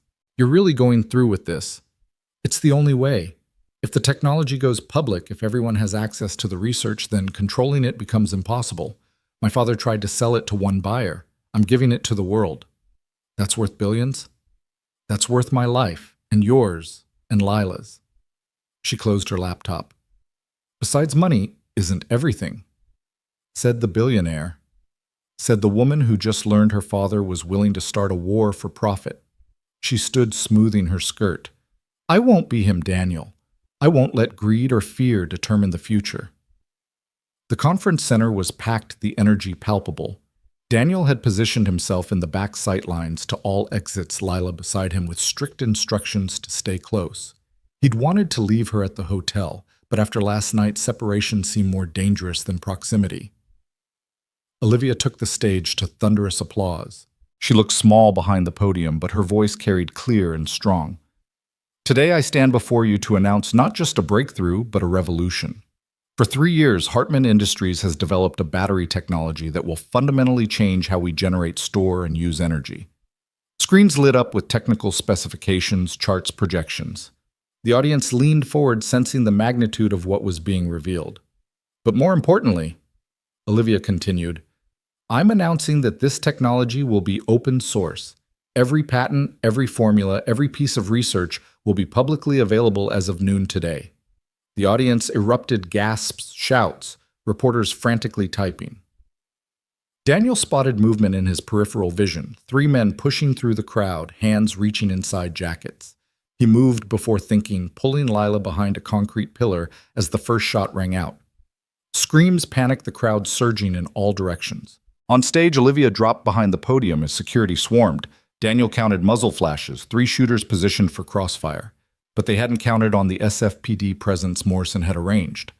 Officers flooded in from every entrance, tactical teams that had been waiting for exactly this.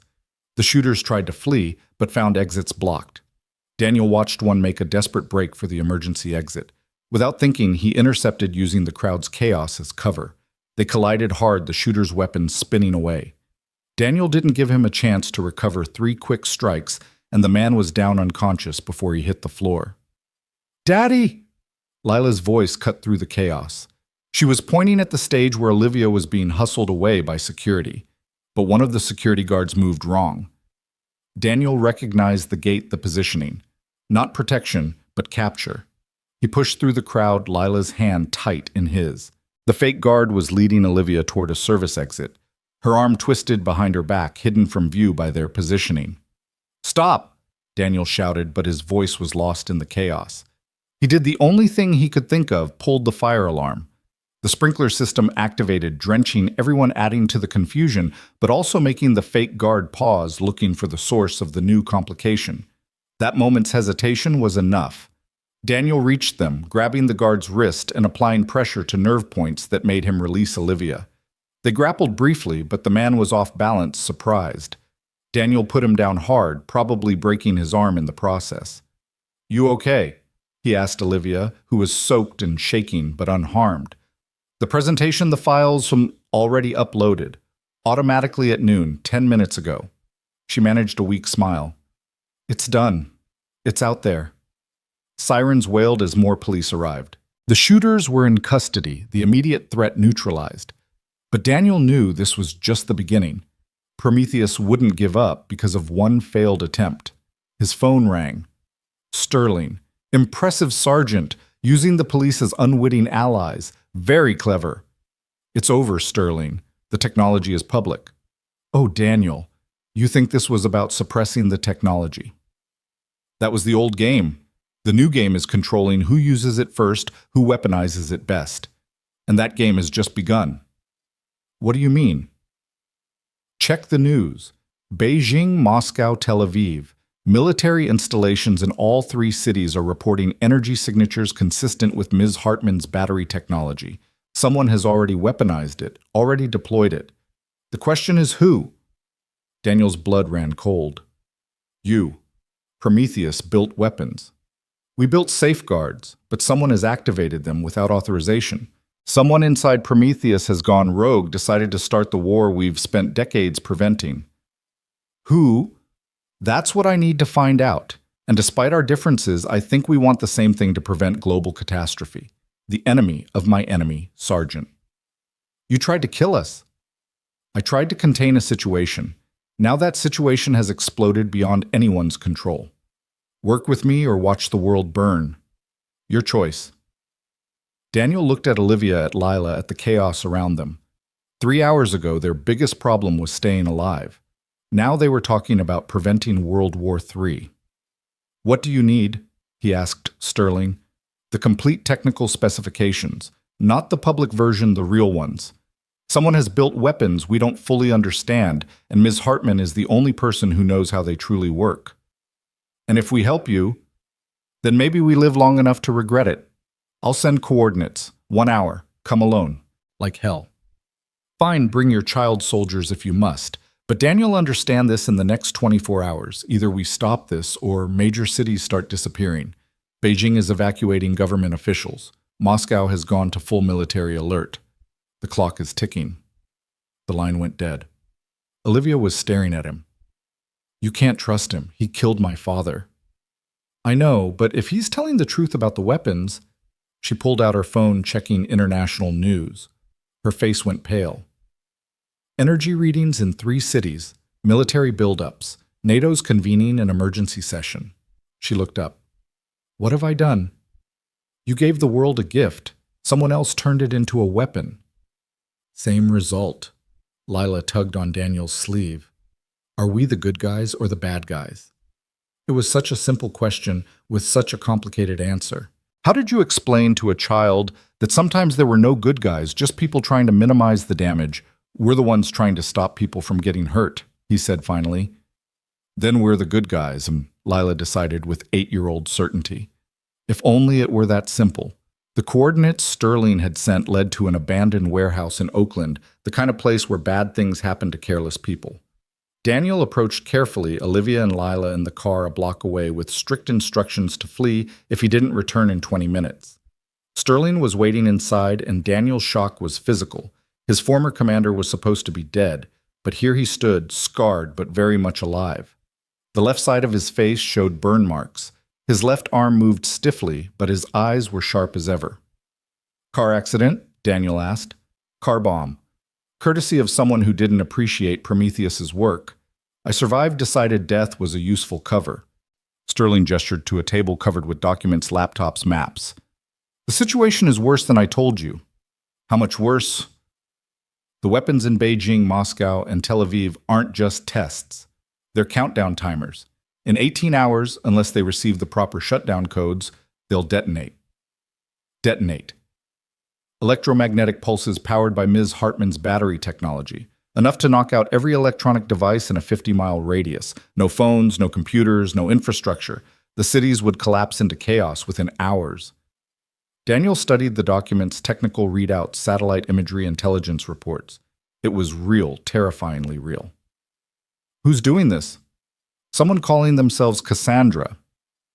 We think it's someone inside Prometheus, someone who decided that preventing war wasn't enough, that humanity needed to be shocked into abandoning these technologies altogether.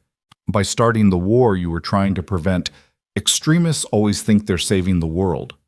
Sterling pulled up a photograph. Recognize her. Daniel's shock was complete. The woman in the photo was Emma Richardson, someone he'd worked with years ago, someone he'd trusted. Former Secret Service, brilliant, dedicated, and apparently completely insane. Emma's Cassandra. We think so. She disappeared 6 months ago after arguing that Prometheus wasn't going far enough, said we were just delaying the inevitable, that only a demonstration of the technology's destructive power would convince humanity to abandon it. So she's going to destroy 3 cities to make a point. Unless we stop her. How? Sterling smiled grimly. That's where Ms. Hartman comes in. She created the technology, she can create the shutdown codes. But we need the real specifications, not the sanitized version she released publicly. Daniel made the call. 20 minutes later, Olivia arrived, leaving Lila in the locked car, despite the girl's protests. She entered the warehouse like a queen entering enemy territory head high, despite the fear in her eyes. "Ms. Hartman," Sterling said, "I wish we were meeting under better circumstances. You killed my father. Your father was going to sell technology to China that would have started an arms race ending in nuclear war. I prevented that. By murdering him. By stopping him. The method was regrettable but necessary." Sterling gestured to the evidence spread on the table. "Just as stopping Cassandra is necessary now." Olivia examined the documents, her expression growing increasingly horrified. "These readings. Someone has weaponized my technology beyond anything I imagined. The power output is incredible. Can you create shutdown codes? Maybe, but I'd need access to the weapons themselves, or at least their control systems. Cassandra will have those. We need to find her." "And how do we do that?" Daniel asked. Sterling smiled coldly. "She'll come to us. You see, there's one more component needed for her plan. The original lightning rod prototype. Your father's real work, Ms. Hartman. The weapon he was building before we stopped him. I told you I never found... Because we took it, stored it in a Prometheus facility in Nevada. Cassandra needs it to complete her network to link the 3 weapons into a coordinated strike. She'll come for it. So we use it as bait. We use everything as bait. The prototype Ms. Hartman, even your daughter, if necessary." Daniel's hand moved to his weapon. "Touch my daughter and..." "Relax, Sergeant. I'm not a monster. But Cassandra knows your weakness will try to exploit it. We need to be ready." Over the next 6 hours, they planned.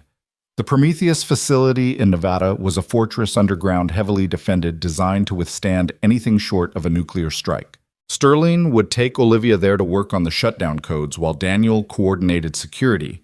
But as they prepared to leave, Lila surprised them all. "The lady is already here," she said quietly. Everyone froze. "What lady, princess?" Daniel asked. "The one who's been watching us. She has a silver car and pretty red hair. She parked across the street 20 minutes ago." Daniel moved to the window carefully. A silver sedan, someone inside, red hair visible through the windshield. Emma Richardson waiting.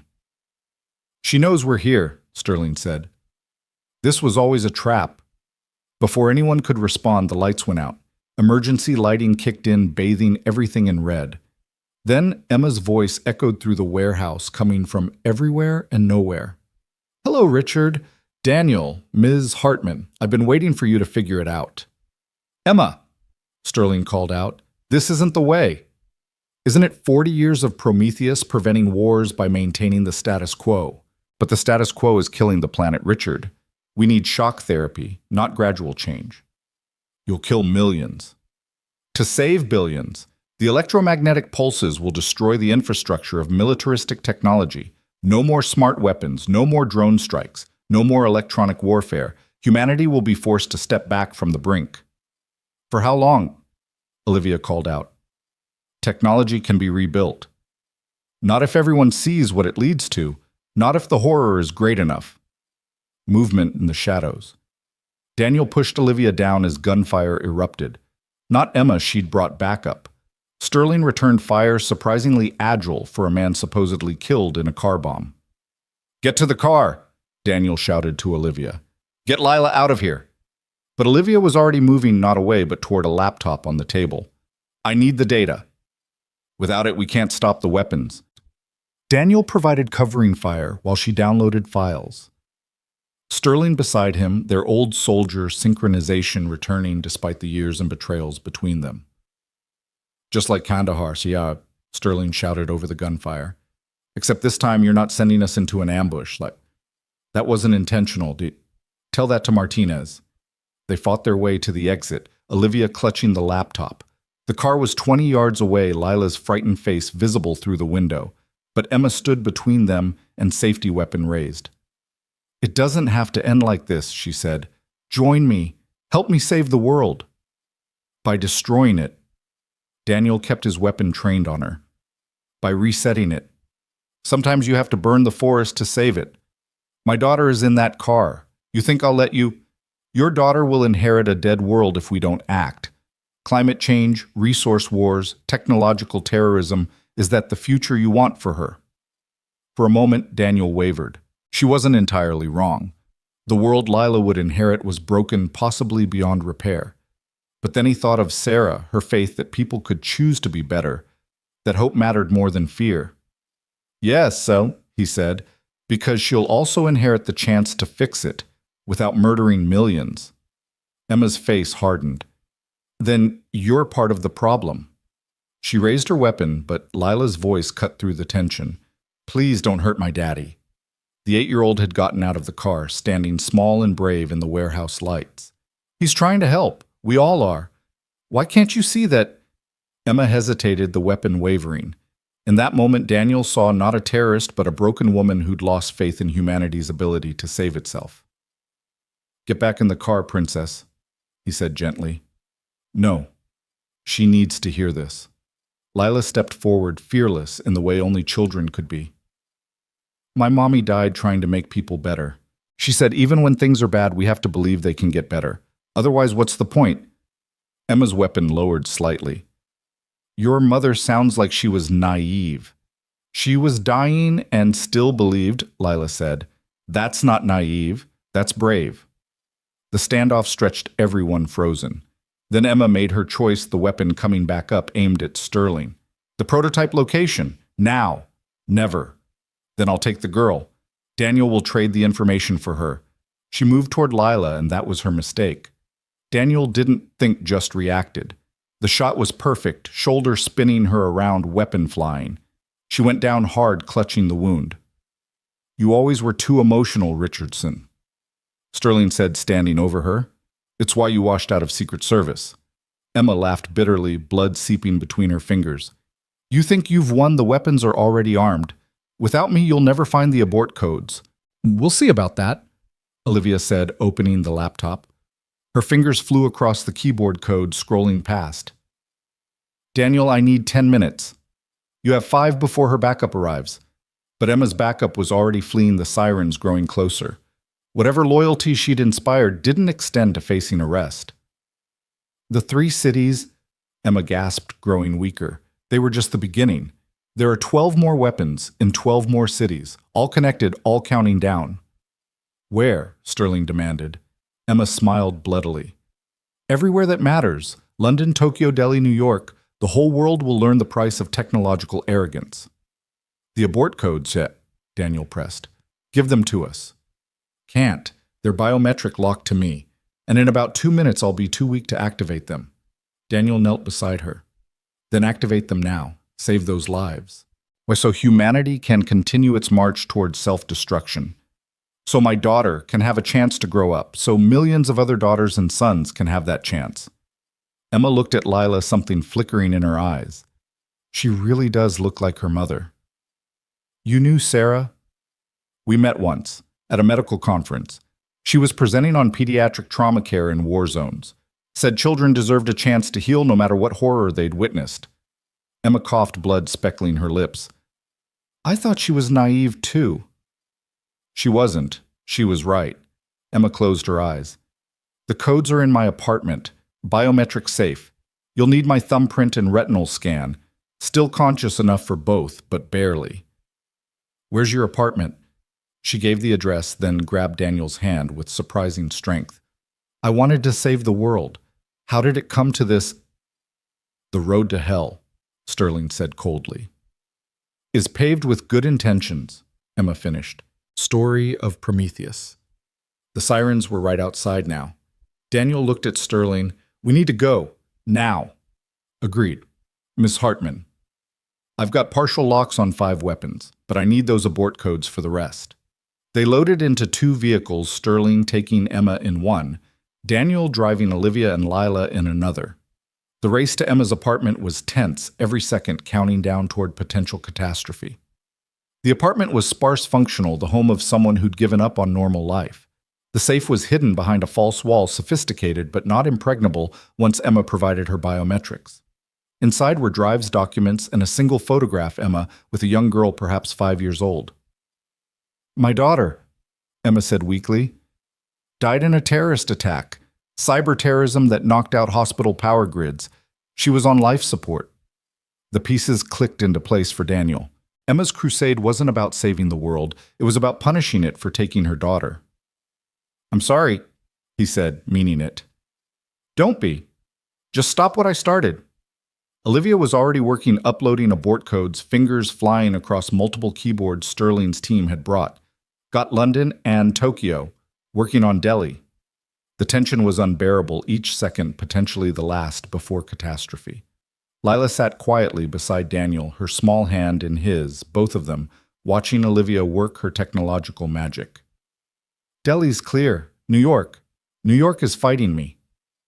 3 minutes until the first deadline, Sterling announced. "I know I'm trying." Daniel had never felt more helpless. In combat, he could act, could fight. Here, their fate rested in lines of code and electronic signals he didn't understand. "Got it!" Olivia shouted. "New York is safe, moving to Moscow." One by one, she disabled the weapons, each success feeling like a miracle. Beijing was last the most complex, the countdown at 30 seconds, when she finally broke through. "Clear," she said, sagging with exhaustion. "All weapons neutralized." The relief was overwhelming. Daniel pulled both Olivia and Lila into an embrace, feeling them both shaking. They'd done it. They'd prevented global catastrophe. "It's not over," Sterling said. "The technology is still out there. Others will try to weaponize it." "Then we stop them," Olivia said firmly. "We monitor, we regulate, we ensure it's used for good. Prometheus was right about one thing: this technology needs guardians, but not secret ones. Open, accountable, dedicated to progress, not suppression." Sterling studied her. "You're proposing reform Prometheus. I'm proposing something better. A consortium of nations, corporations, and individuals committed to responsible development. No shadows, no assassinations, just transparent governance. Idealistic. Necessary, sir," Daniel countered. "The old way led to this. Time for something new." Emma died as the sun set, her last words a warning about others who shared her vision, extremists who would rather see the world burn than change slowly. But for now, the immediate threat was over. That night in a hotel room paid for with cash, Daniel tucked Lila into bed. She looked up at him with those serious gray eyes. "Are we safe now, Daddy?" "Safer," he said honestly. "But safety isn't permanent. We have to work for it every day. Like Mom worked to help sick people. Exactly like that." She was quiet for a moment. "I like Olivia." "Yeah. She's smart and brave and she protected me. Mom would like her too." Daniel's throat tightened. "I think you're right. Are you going to marry her?" "What, no, princess, it's not. We just met, and Mom said when you know, you know. She knew with you right away." Daniel had no answer for that. Lila smiled, looking more like Sarah than ever. "It's okay, Daddy. You deserve to be happy too." After she fell asleep, Daniel found Olivia on the hotel room's small balcony, staring out at the city lights. "Thinking about your father," he asked. "Thinking about everything. How he was willing to sell to China, how Sterling killed him for it, how Emma nearly destroyed cities in the name of saving them. Everyone so sure they were right. And you, I just wanted to create something that would help people. Clean energy, better world, simple goal. Now, look where we are. We saved millions of lives today, after endangering them by releasing the technology." Daniel turned her to face him. "You couldn't have known someone would weaponize it so quickly." "Couldn't I?" "My father did. That's why he was willing to sell. He knew someone would eventually might as well profit from it." "You're not your father." "No, but I'm his daughter, his legacy." "You're your own person, and today that person chose to save lives rather than profit from death." She leaned into him, and he held her, feeling her tears soak through his shirt. They stood there as the city hummed below, two damaged people who'd found each other in the midst of chaos.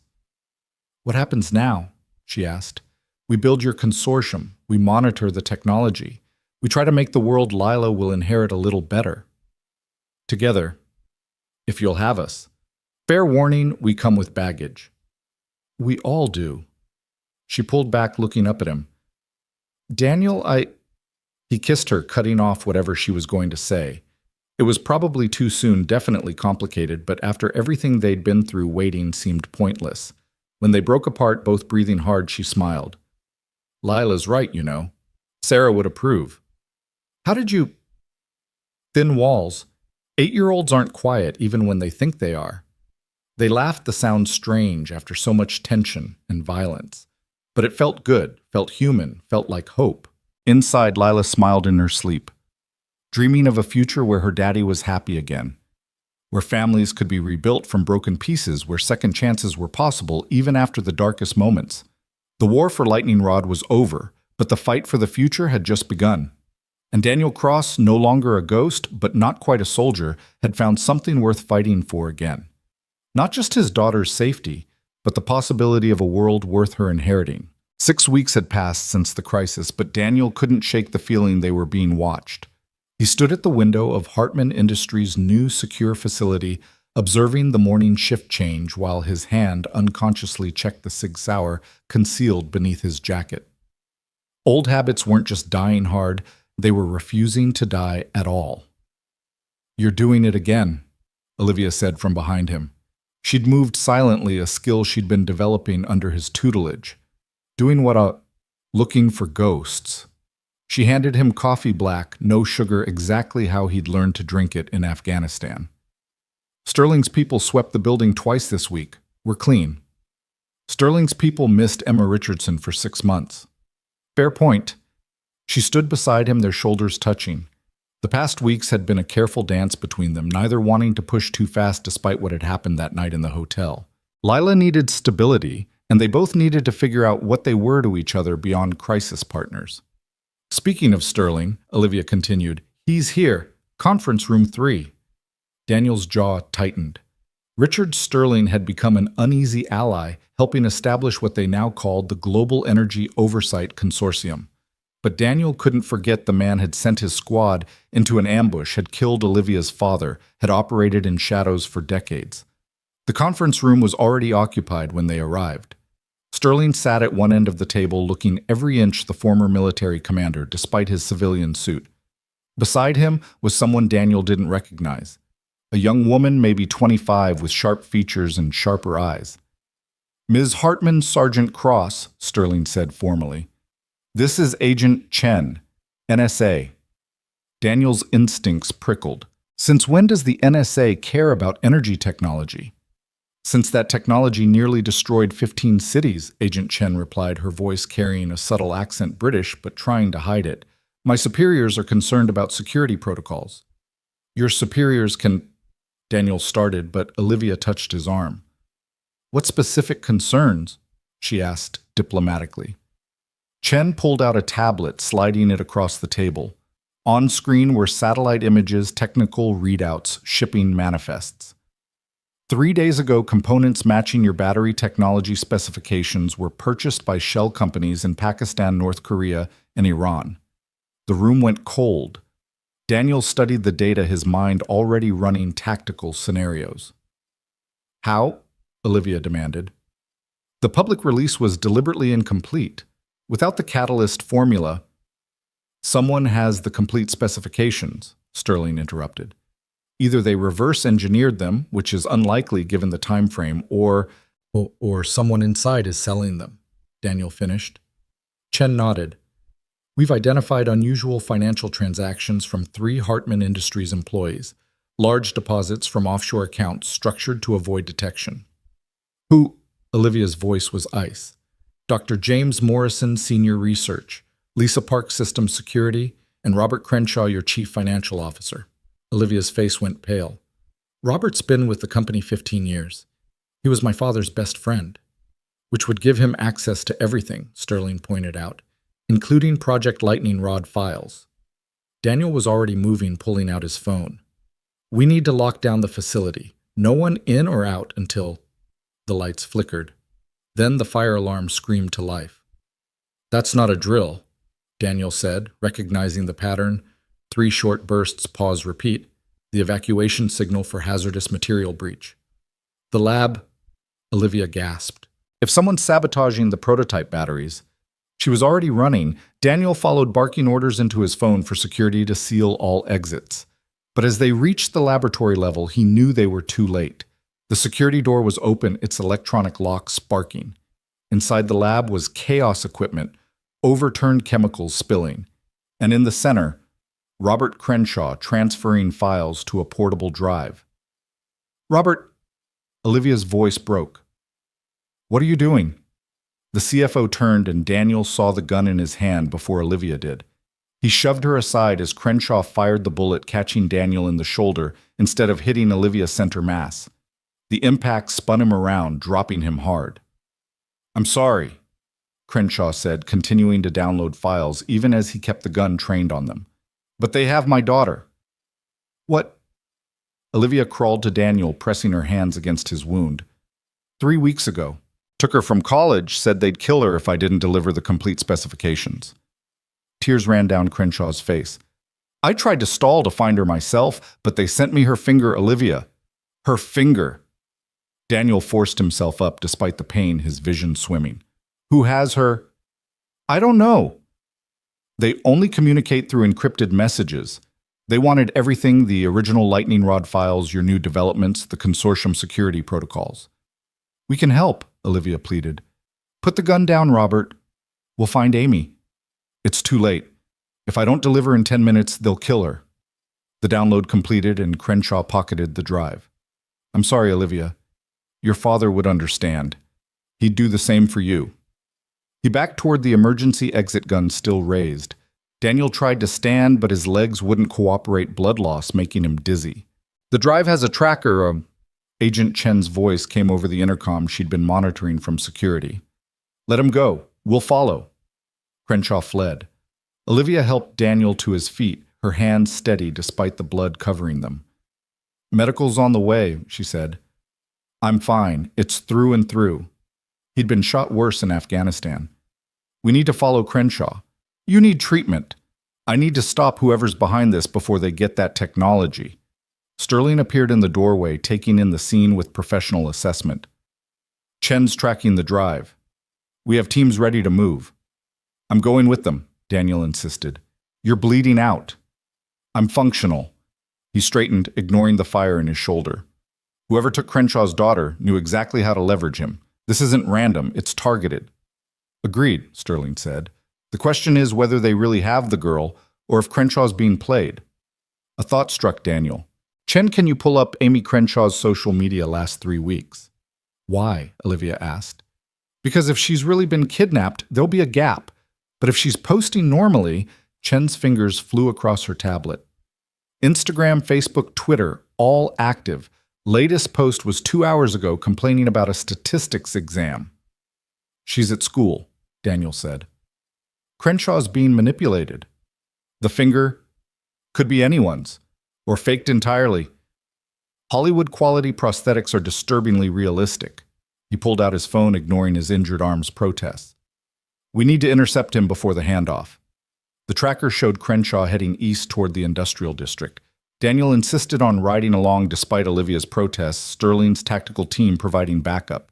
His shoulder throbbed with each heartbeat, but adrenaline kept him focused. "He's stopping," Chen announced from her mobile command post. "Warehouse District Building 47. Daniel knew the area abandoned factories perfect for clandestine meetings.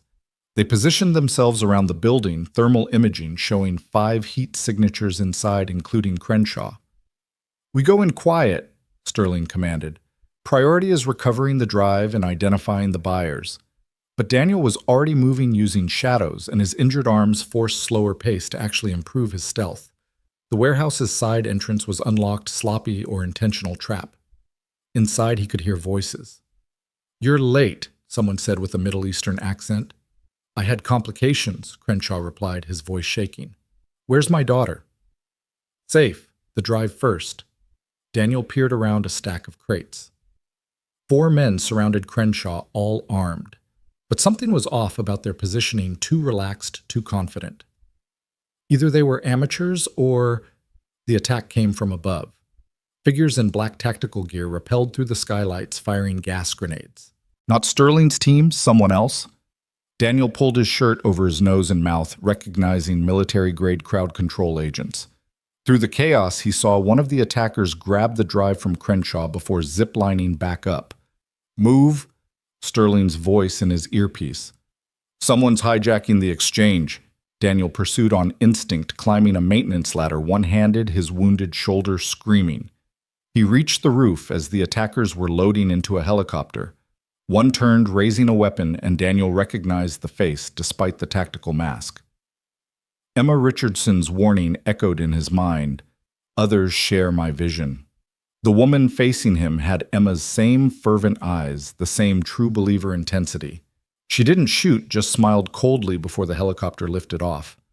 They got away, he reported, watching the aircraft disappear into the morning haze. Not entirely, Chen responded. I tagged the drive with a secondary tracker microscopic. They won't find it. Back in the warehouse, Crenshaw was sobbing the gas clearing to reveal the 4 men unconscious but alive. Sterling's team secured them initial identification, suggesting low-level arms dealers, not the masterminds.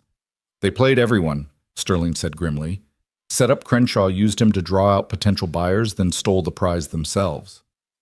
Emma's people, Daniel said. Has to be. Same tactics, same ideology, probably. But Emma's dead. Movements don't die with their leaders. Sometimes they get worse. Olivia was waiting at the facility's medical bay, Lila beside her. His daughter ran to him, then stopped short, seeing the blood. Daddy.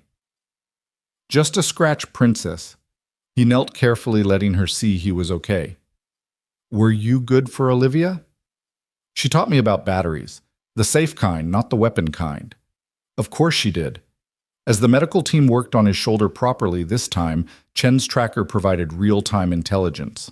The helicopter had landed at a private airfield, the occupants transferring to vehicles heading north. They're going to the mountains, Chen reported. Satellites showing an abandoned mining complex recently reactivated.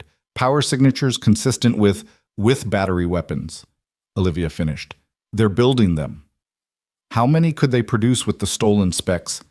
Depends on their resources, but if they have even basic manufacturing capability, dozens, maybe hundreds. Daniel stood despite the doctor's protests. We need to move now. You need surgery, the doctor insisted. Later. Daniel, Olivia said firmly, you're no good to anyone if you bleed out. Let Sterling's team handle the initial reconnaissance. These people are Emma's disciples. I know how they think. Then advise from here. You don't have to be on site to be useful. She was right, though it killed him to admit it. As the doctor worked, Daniel studied the intelligence Chen was gathering. The mining complex was perfect for clandestine operations, isolated pre-existing infrastructure, multiple escape routes through old tunnels. It's a fortress, Sterling observed. We'll need significant resources to assault it. Or we could be smarter, Daniel suggested. They expect force. What if we give them something else? What did you have in mind? A defector. Someone who claims to share their vision, wants to join their cause. He looked at Olivia. Someone with intimate knowledge of the technology. Absolutely not, Sterling said immediately. Too dangerous. He's right, Olivia said, surprising everyone. It is too dangerous, which is why I should do it. Olivia, listen, they know I created the technology. If I approached them claimed I'd realized the horror of what I'd unleashed, wanted to help contain it, they might believe it. Or they might kill you on sight. It's a risk. But Daniel's right direct assault will result in casualties, maybe them detonating whatever weapons they've built. We need subtlety. Daniel hated the plan, even as he recognized its merit. You'd need backup, someone inside with you. You can barely stand. Not me. Someone they wouldn't suspect. His eyes found Lila and his heart clenched. No, forget it.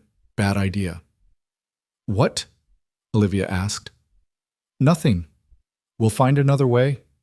But Lila, too perceptive as always, understood. You think they'd let Olivia in if she had me with her, like she was protecting me from the bad world. Lila, no. Mom would do it, his daughter said quietly. If it would save people, Mom would do it. The room went silent. Daniel felt trapped between his soldiers' understanding of necessity and his father's need to protect. Sarah would have understood this moment, would have known what to say. There has to be another way, he said finally. There is, Agent Chen interrupted. We've identified one of the buyers Crenshaw was supposed to meet. Dmitry Volkov, Russian arms dealer. He's furious about the hijacked exchange, wants revenge. So we offer him a deal. He helps us get inside, we let him walk away after. You want to partner with an arms dealer, son? Sterling sounded skeptical. I want to use an asset who's already motivated. Volkov has connections, resources, and a grudge. Perfect combination. Daniel considered it. He'd need incentive beyond revenge. Limited immunity, safe passage out of the country, maybe some seized assets returned. The Justice Department will never approve that. Chen smiled coldly. They already have. Turns out Volkov has information about other threats. This could be a package deal. 2 hours later, Daniel sat across from Dmitry Volkov in a federal holding facility. The Russian was exactly what he'd expected, scarred, pragmatic, radiating barely contained violence. You want me to help you, Volkov said in accented English, after your people arrested me, after you tried to buy illegal weapons technology. I am businessman, supply and demand. Right now, demand exceeds supply, and someone stole your supply. Help us get it back and you walk away. Volkov studied him. You are soldier, I can tell. Afghanistan. Iraq and Afghanistan. I was in Chechnya. Different flag, same hell. He leaned back. These people who stole from me, fanatics, yes, true believers. Something like that. I hate fanatics. Bad for business. No negotiation, no compromise, no profit. He smiled, gold teeth glinting. I will help, but I want more than immunity. Such as the technology. Not weapons, just batteries. Imagine unlimited power for remote operations, worth billions in legitimate market. Is negotiable. Everything is negotiable. Volkov pulled out a phone Daniel hadn't realized he still had. I make call. My people, they track these fanatics too. Professional courtesy to know who steals from you. He spoke rapid Russian, then listened, his expression growing interested. They are not just building weapons. They are recruiting. Scientists, engineers, former military, building army of believers. How many? Maybe hundreds so far, but growing. They promise better world through controlled destruction, appeal to idealists who think civilization needs reset. Daniel's blood chilled. This was bigger than they'd thought. Not just Emma's remnants, but an actual movement.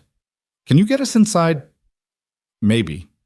I still have meet scheduled with someone inside their organization. Double agent selling to both sides. Volkov smiled. Capitalism beats fanaticism every time. Who? Dr. Lisa Park. Daniel's jaw dropped. Park was one of the suspected insider threats at Hartman Industries, but if she was playing all sides, she's not a true believer. She is believer in money.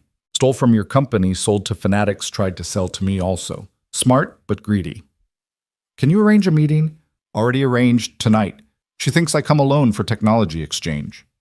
Volkov's smile turned predatory. Surprise when I bring friends. The meeting was set for an abandoned truck stop 50 miles into the desert. Daniel's shoulder was held together with surgical tape and determination, but he insisted on leading the operation. Sterling commanded one team, Chen, another Volkov, serving as bait. Olivia had wanted to come, but Daniel convinced her to stay with Lila. If this went wrong, his daughter needed someone, and he trusted Olivia completely now. The truck stop materialized from the darkness like a post-apocalyptic monument. Park's vehicle was already there, along with 2 others, security, presumably. Remember Shate, Daniel told Volkov, we need her alive. Alive, yes, unharmed. That was not discussed. They approached carefully Daniel and Sterling's team in overwatch positions while Volkov walked in openly.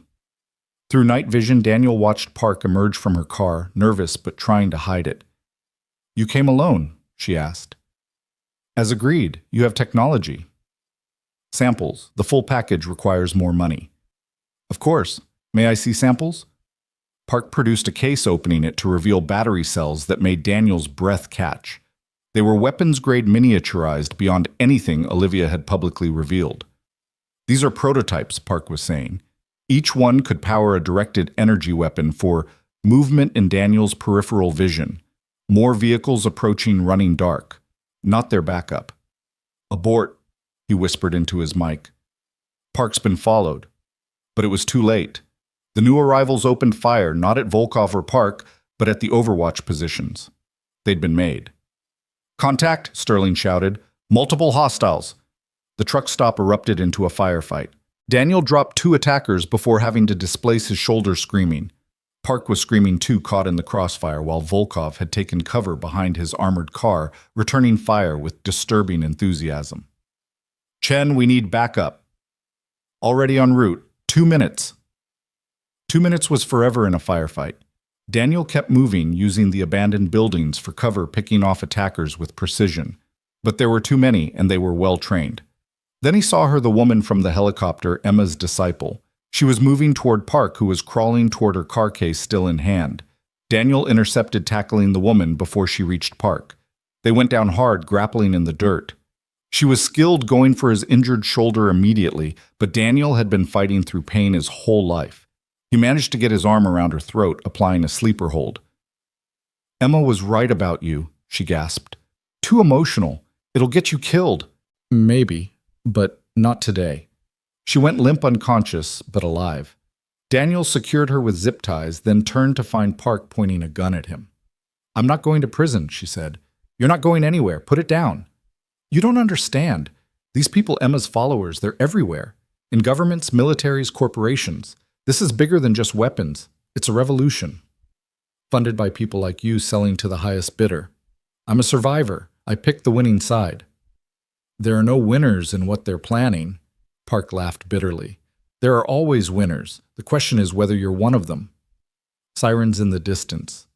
Chen's backup arriving. Park looked around, calculating odds. The mining facility, she said suddenly. They're not just building weapons there. They have something else.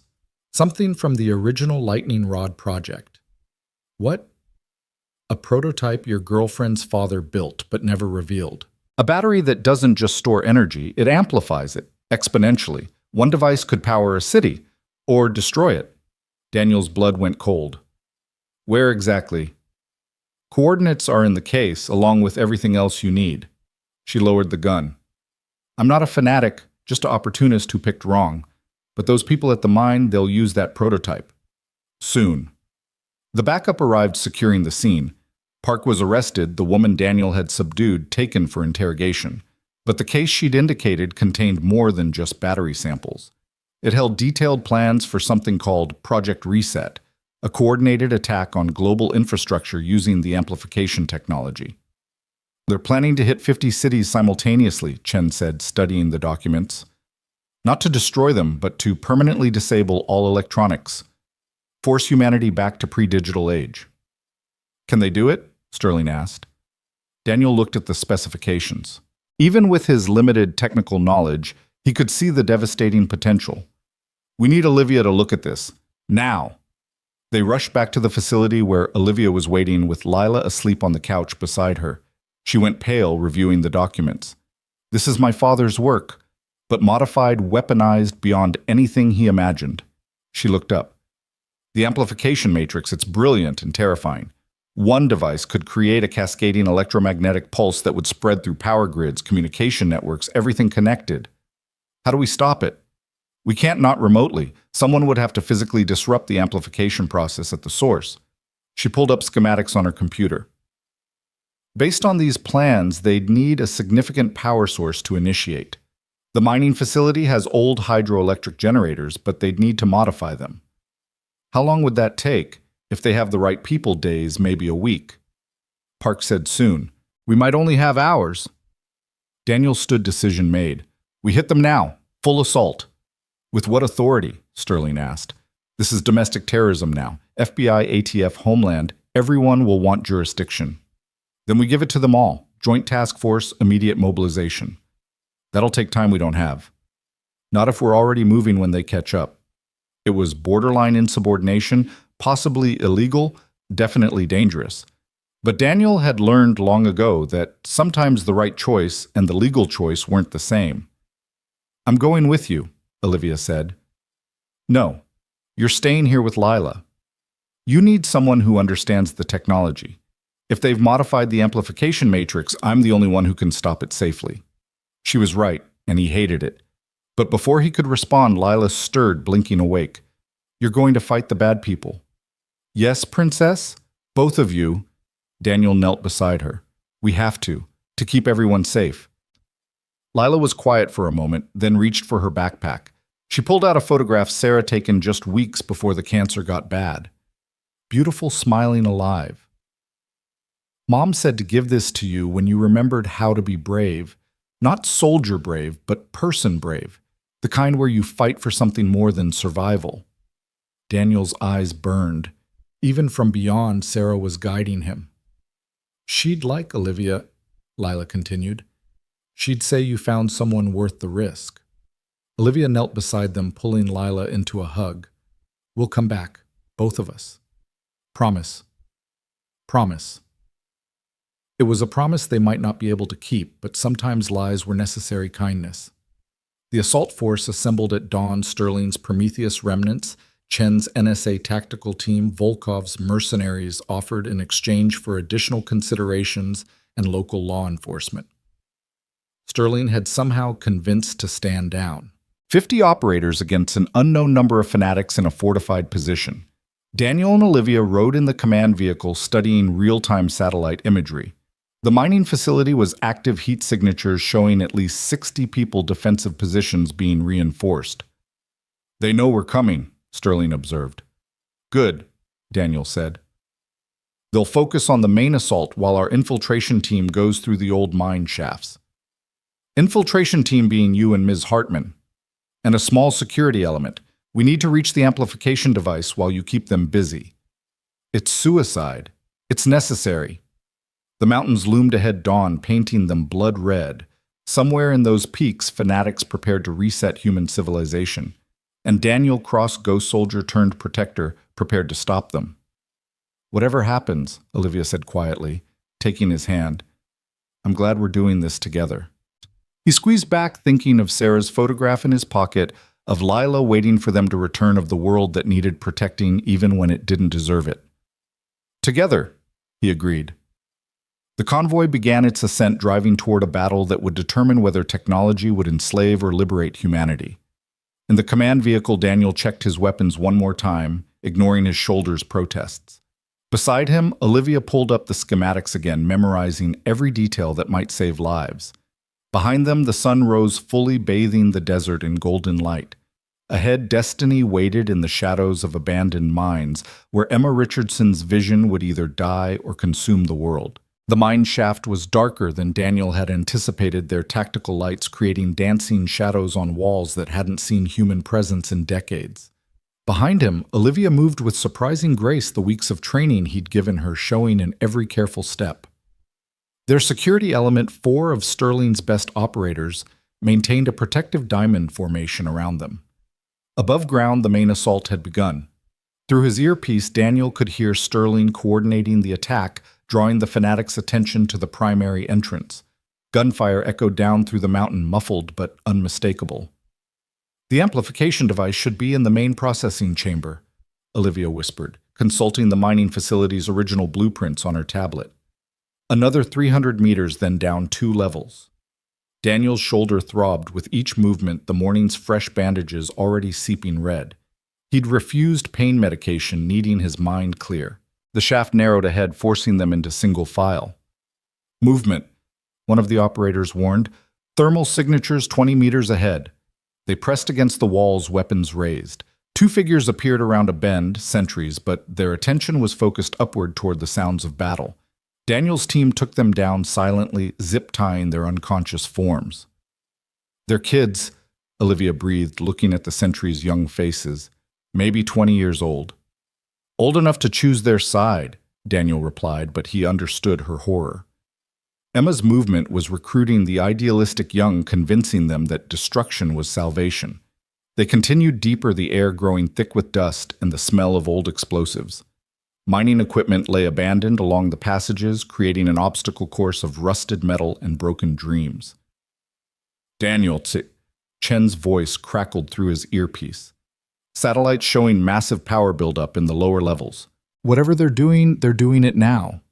How long? Based on energy readings, maybe 30 minutes before they can initiate the amplification sequence. 30 minutes to prevent global catastrophe. Daniel increased their pace, ignoring his body's protests. The main processing chamber announced itself with vibration before they saw it, a deep humming that seemed to come from the mountain itself. They approached the final corner carefully, Daniel using a fiber optic camera to scout ahead. The chamber was massive, carved from living rock decades ago to house industrial mining equipment. Now it held something far more dangerous. In the center sat a device that looked like modern art gone wrong, crystalline structures surrounding a core that pulsed with unstable light. Thick cables ran from it to jury-rigged generators, while dozens of technicians monitored readings on hastily assembled workstations. And standing before it all like a high priest at an altar was someone Daniel recognized with a jolt. Dr. Marcus Webb, Olivia's supposedly murdered colleague. "That's impossible," Olivia gasped. "I saw his body." "You saw a body," Daniel corrected, understanding flooding through him. "Webb faked his death. He's been running this from the inside all along." Webb was addressing the assembled fanatics, his voice carrying across the chamber. "In 20 minutes, we initiate the reset. 50 cities will lose all electronic infrastructure simultaneously. No power grids, no communications, no digital financial systems. Humanity will be forced to rebuild from scratch, to reconsider our relationship with technology. The death toll will be millions," someone in the crowd called out, doubt in their voice. "The death toll from climate change and resource wars will be billions if we continue on this path," Webb countered. "We are surgeons cutting out cancer. Yes, the patient bleeds, but they survive." "Fanatic logic," Daniel muttered. "Save the village by burning it down." "I can disrupt the amplification matrix," Olivia whispered, studying her tablet. "But I need to physically access the core, and once I start, they'll know immediately." Daniel assessed their tactical situation. 6 of them against at least 40 in the chamber, with more certainly responding once the shooting started. The math was impossible. "Sterling," he radioed, "we need you to push harder topside. Draw more of them up." "We're taking heavy casualties as is, Guy. Do it, or in 20 minutes casualties won't matter anymore." A pause, then Sterling's voice grim but determined. "Understood. Give us 3 minutes." 3 minutes felt like 3 hours. Then the mountain shook with explosions. Sterling's team had brought out the heavy ordnance. Half the technicians in the chamber ran for the exits, heading toward the surface battle. "Now," Daniel ordered. They entered the chamber in violence and precision, taking down the nearest guards before anyone fully registered the threat. Daniel moved toward Webb, while Olivia, protected by 2 operators, sprinted for the amplification device. Webb saw them coming, his face cycling through surprise rage, and finally a terrible calm. He pulled out a dead man's switch. If he released it, the device would detonate rather than amplify, killing everyone in the mountain but preventing anyone from stopping the preset sequence at other locations. "Sergeant Cross," Webb said, loud enough for everyone to hear. "The ghost soldier's still trying to save a world that doesn't deserve it." "Dr. Webb, the dead man who couldn't stay buried." "I had to die for the truth to live. Nathaniel Hartman saw it: technology without wisdom equals extinction. His daughter perverted his vision, turned it into corporate profit. She turned it into hope," Daniel countered, slowly approaching. Around them, the firefight intensified, but both men remained focused on each other. "Hope?" Webb laughed bitterly. "Look around you. Climate collapse, endless wars, surveillance states, digital addiction. This is your hope. This is humanity, messy, imperfect, but trying. Trying isn't enough anymore. We need radical change." "Agreed, but not your kind." Behind Webb, Daniel could see Olivia working frantically at the device's core, her fingers flying across interfaces only she understood. Sparks flew as she rerouted power, the amplification matrix beginning to destabilize. "She's destroying it," Webb said, not looking back. "My life's work. Our chance to save the world. Your chance to play God. Someone has to. Humanity won't save itself." "My wife believed it would," Daniel said, still approaching. "She saw the worst of what people could do: dying children, war victims, pointless suffering. But she still believed in tomorrow." "Your wife is dead." Her faith isn't. Webb's hand tightened on the dead man's switch. I won't let you stop this. The other sites will activate regardless. The reset will happen. No, Olivia called out, pulling herself from the device's guts. They won't. I've sent shutdown codes to all of them. Your disciples might be committed, but they're not suicidal. Given the choice between capture and death, most are choosing capture. Webb's face crumbled. You don't understand what you've done. Without radical change, humanity is doomed. Humanity's always been doomed, Daniel said. The question is what we do with the time we have. Webb looked at the dead man's switch in his hand, then at the failing amplification device. His great reset was collapsing, his vision dying. Daniel saw the moment of decision in his eyes. Gun, someone shouted. Webb had pulled a pistol with his free hand aiming at Olivia. Daniel moved without thinking, crossing the remaining distance in a heartbeat. The gun fired, but Daniel was already there, taking the bullet meant for Olivia. It caught him in the chest, spinning him down. But his momentum carried him into Webb, both men falling. The dead man's switch flew from Webb's grip, clattering across the stone floor. Everyone froze, waiting for the explosion. Nothing happened. It was never armed, Webb gasped from beneath Daniel. I'm not a monster. I wouldn't kill everyone here. Just millions in 50 cities, Daniel managed, blood filling his lungs. Olivia was there, suddenly pressing desperately against Daniel's wounds. Stay with me. Medical's coming. Stay with me. Daniel tried to focus on her face, but darkness was creeping in from the edges. He thought of Lila waiting at home, of Sarah waiting somewhere else, of all the people he'd saved and failed to save. Tell Lila, he started. Tell her yourself, Olivia said fiercely. You promised her. You promised. The world faded to black. Daniel woke to the steady beep of medical monitors and the antiseptic smell of a hospital. His chest felt like someone had parked a truck on it, but he was breathing, which seemed like a good sign. About time. Sterling's voice came from his left. You've been out for 3 days. Daniel turned his head carefully. Sterling sat in a visitor's chair, looking older than Daniel had ever seen him. The device destroyed. All the secondary sites secured. Webb's in custody along with 63 other conspirators. Sterling paused. You saved approximately 12 million lives according to our analysts. Olivia, with your daughter, they've barely left your side. Sterling stood. I'll get them. But the door was already opening. Lila rushed in, followed by Olivia, both looking exhausted but relieved.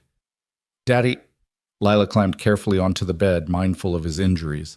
Olivia said you were too stubborn to die. She's right. Daniel managed his voice rough. I usually am, Olivia said, taking his hand. Her eyes were red from crying, but she was smiling. You scared us. Sorry. Don't apologize. Just don't do it again.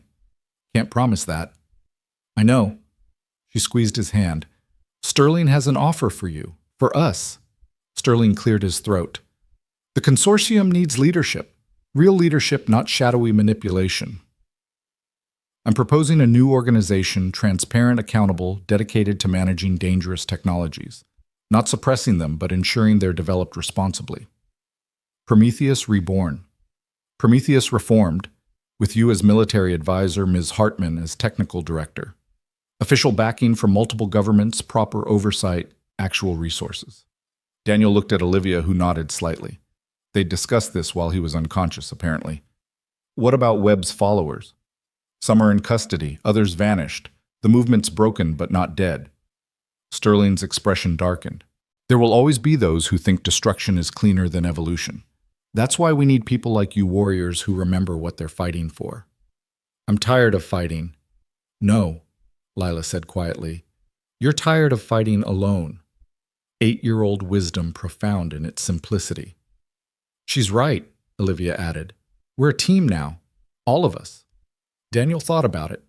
The offer meant continued danger, constant vigilance, a life spent guarding against humanity's worst impulses.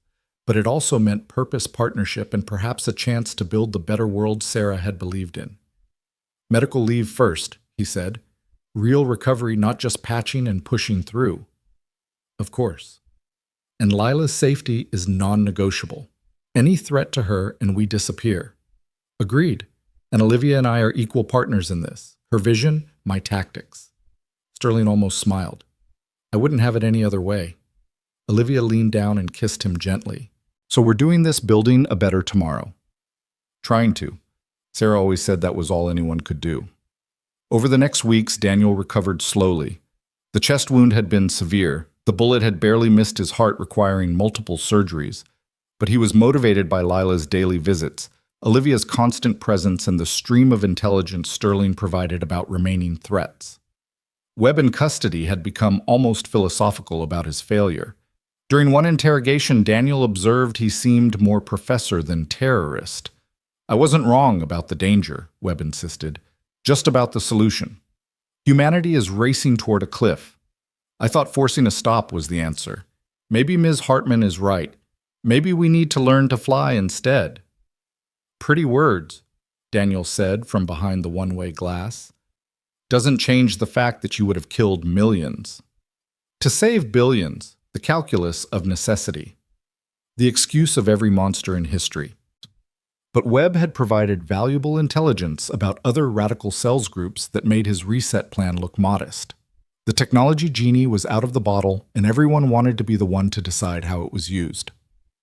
1 month after the mountain battle, Daniel stood in a new facility, the Global Technology Oversight Initiative, built with funding from 12 nations and private donors who understood that prevention was cheaper than catastrophe.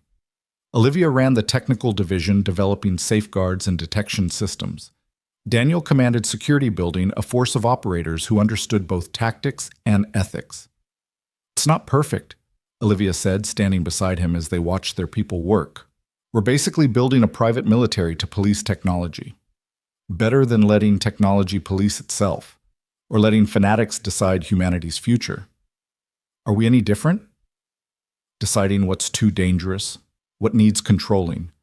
We're transparent, accountable, and we don't think murder is medicine. She leaned into him.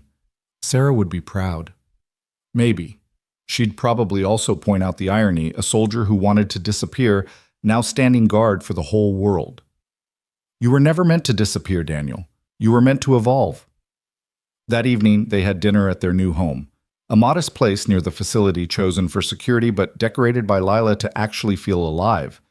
Daniel helped with homework while Olivia cooked a domestic scene that would have seemed impossible months ago.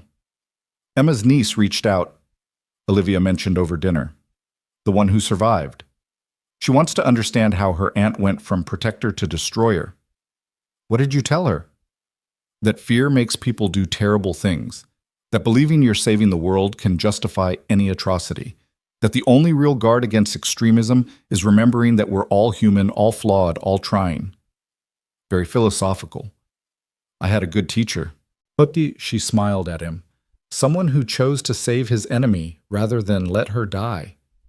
That was Lila's doing. She reminded me that even broken people deserve compassion. I wasn't broken, Lila protested through a mouthful of pasta. Just sad. We were all broken, Daniel corrected. But broken things can be rebuilt, sometimes stronger than before. His phone buzzed Sterling with intelligence about suspicious activity in South America. Someone was trying to weaponize the battery technology for drug cartels. Tomorrow's crisis requiring tomorrow's response. But tonight, Daniel silenced the phone. Tonight was for family, for healing, for remembering what they were protecting. Tell us about Mom, Lila asked suddenly. About how she helped people. Daniel smiled, the memory no longer just painful, but also warming. She used to say that healing wasn't just about fixing bodies, but about restoring hope. There was this kid in the cancer ward. He told the story, Olivia and Lila listening intently. Outside, the world continued its complex dance of progress and peril. Technology advanced, threats evolved, and somewhere someone was probably planning the next attempt to save or destroy humanity. But inside this small home, a former ghost soldier, a brilliant CEO, and a wise child formed their own response to chaos, not through violence or control, but through connection, through the simple act of choosing to face tomorrow together. The war for Lightning Rod was over, but the fight for humanity's future had just begun. Daniel had learned, though, that the real battle wasn't against external enemies, but against the despair that made people like Webb and Emma believe destruction was the only answer. His shoulder ached as he reached for another piece of garlic bread. It would probably always ache, a reminder of choices made and prices paid. But Lila laughed at something Olivia said, and the sound was worth every scar. "I've been thinking," Olivia said as they cleared the dishes. "The consortium needs a motto, something that captures what we're really about. Not controlling technology. No, something more hopeful." Lila, wise beyond her years, offered, "How about what Mom used to say, tomorrow is worth the fight?" Daniel and Olivia exchanged glances. It was perfect, acknowledging the struggle while affirming the reason for it. "Tomorrow is worth the fight," Daniel repeated. "Sarah would have liked that." "She would have liked all of this," Olivia said, gesturing to encompass their small but real family. That night, after Lila was asleep, Daniel and Olivia stood on their small porch, looking at the stars barely visible through the light pollution. "Do you think we can really make a difference?" Olivia asked. "With all the threats, all the people who want to use technology for destruction, I think we already have. Webb's in custody, his network dismantled. The consortium is operational. 12 million people are alive who wouldn't be without us." "But there'll be others. There always are." "Yes, but there'll also be us, and people like us. That has to be enough." She was quiet for a moment. "I love you. You know, I should have said it sooner, but with everything, I know I love you too. Sarah would want me to be happy, to give Lila a complete family, to stop just surviving and start living."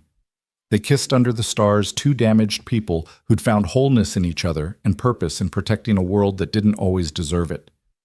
Inside, Lila smiled in her sleep, dreaming of a mother who'd taught her to hope and a father who'd learned to fight for more than ghosts. Tomorrow would bring new challenges, new threats, new reasons to fear. But tonight, in this small corner of a complex world, a family forged from loss and found through courage stood ready to face whatever came. Not because they were heroes, but because they understood a simple truth. Sarah Cross had lived and died, believing tomorrow was worth the fight, but only if you remembered what you were fighting for. The ghost soldier had found his war's end not in victory or defeat, but in the decision to keep standing watch, no longer alone, but surrounded by those who made the watching worthwhile. And somewhere in whatever came after, Sarah smiled, knowing her faith had been justified not in humanity's perfection, but in its stubborn refusal to stop trying. The technology that could have ended civilization had instead revealed civilization's defenders ordinary people, choosing extraordinary courage, broken souls choosing to heal, and a little girl whose wisdom reminded them all that love was the only force powerful enough to save a world so determined to destroy itself. Lightning Rod had been meant as a weapon. It had become a test, and humanity, imperfect and struggling, had passed not by preventing the crisis, but by facing it together, by choosing hope over fear, connection over isolation, tomorrow over today. The war was over. The watch had begun. And Daniel Cross, no longer hiding, no longer running, stood ready for whatever came next, knowing that he'd finally found something worth the price of endless vigilance, a future where his daughter could grow up believing, as her mother had, that broken things could be rebuilt, and that tomorrow, despite everything, was worth the fight.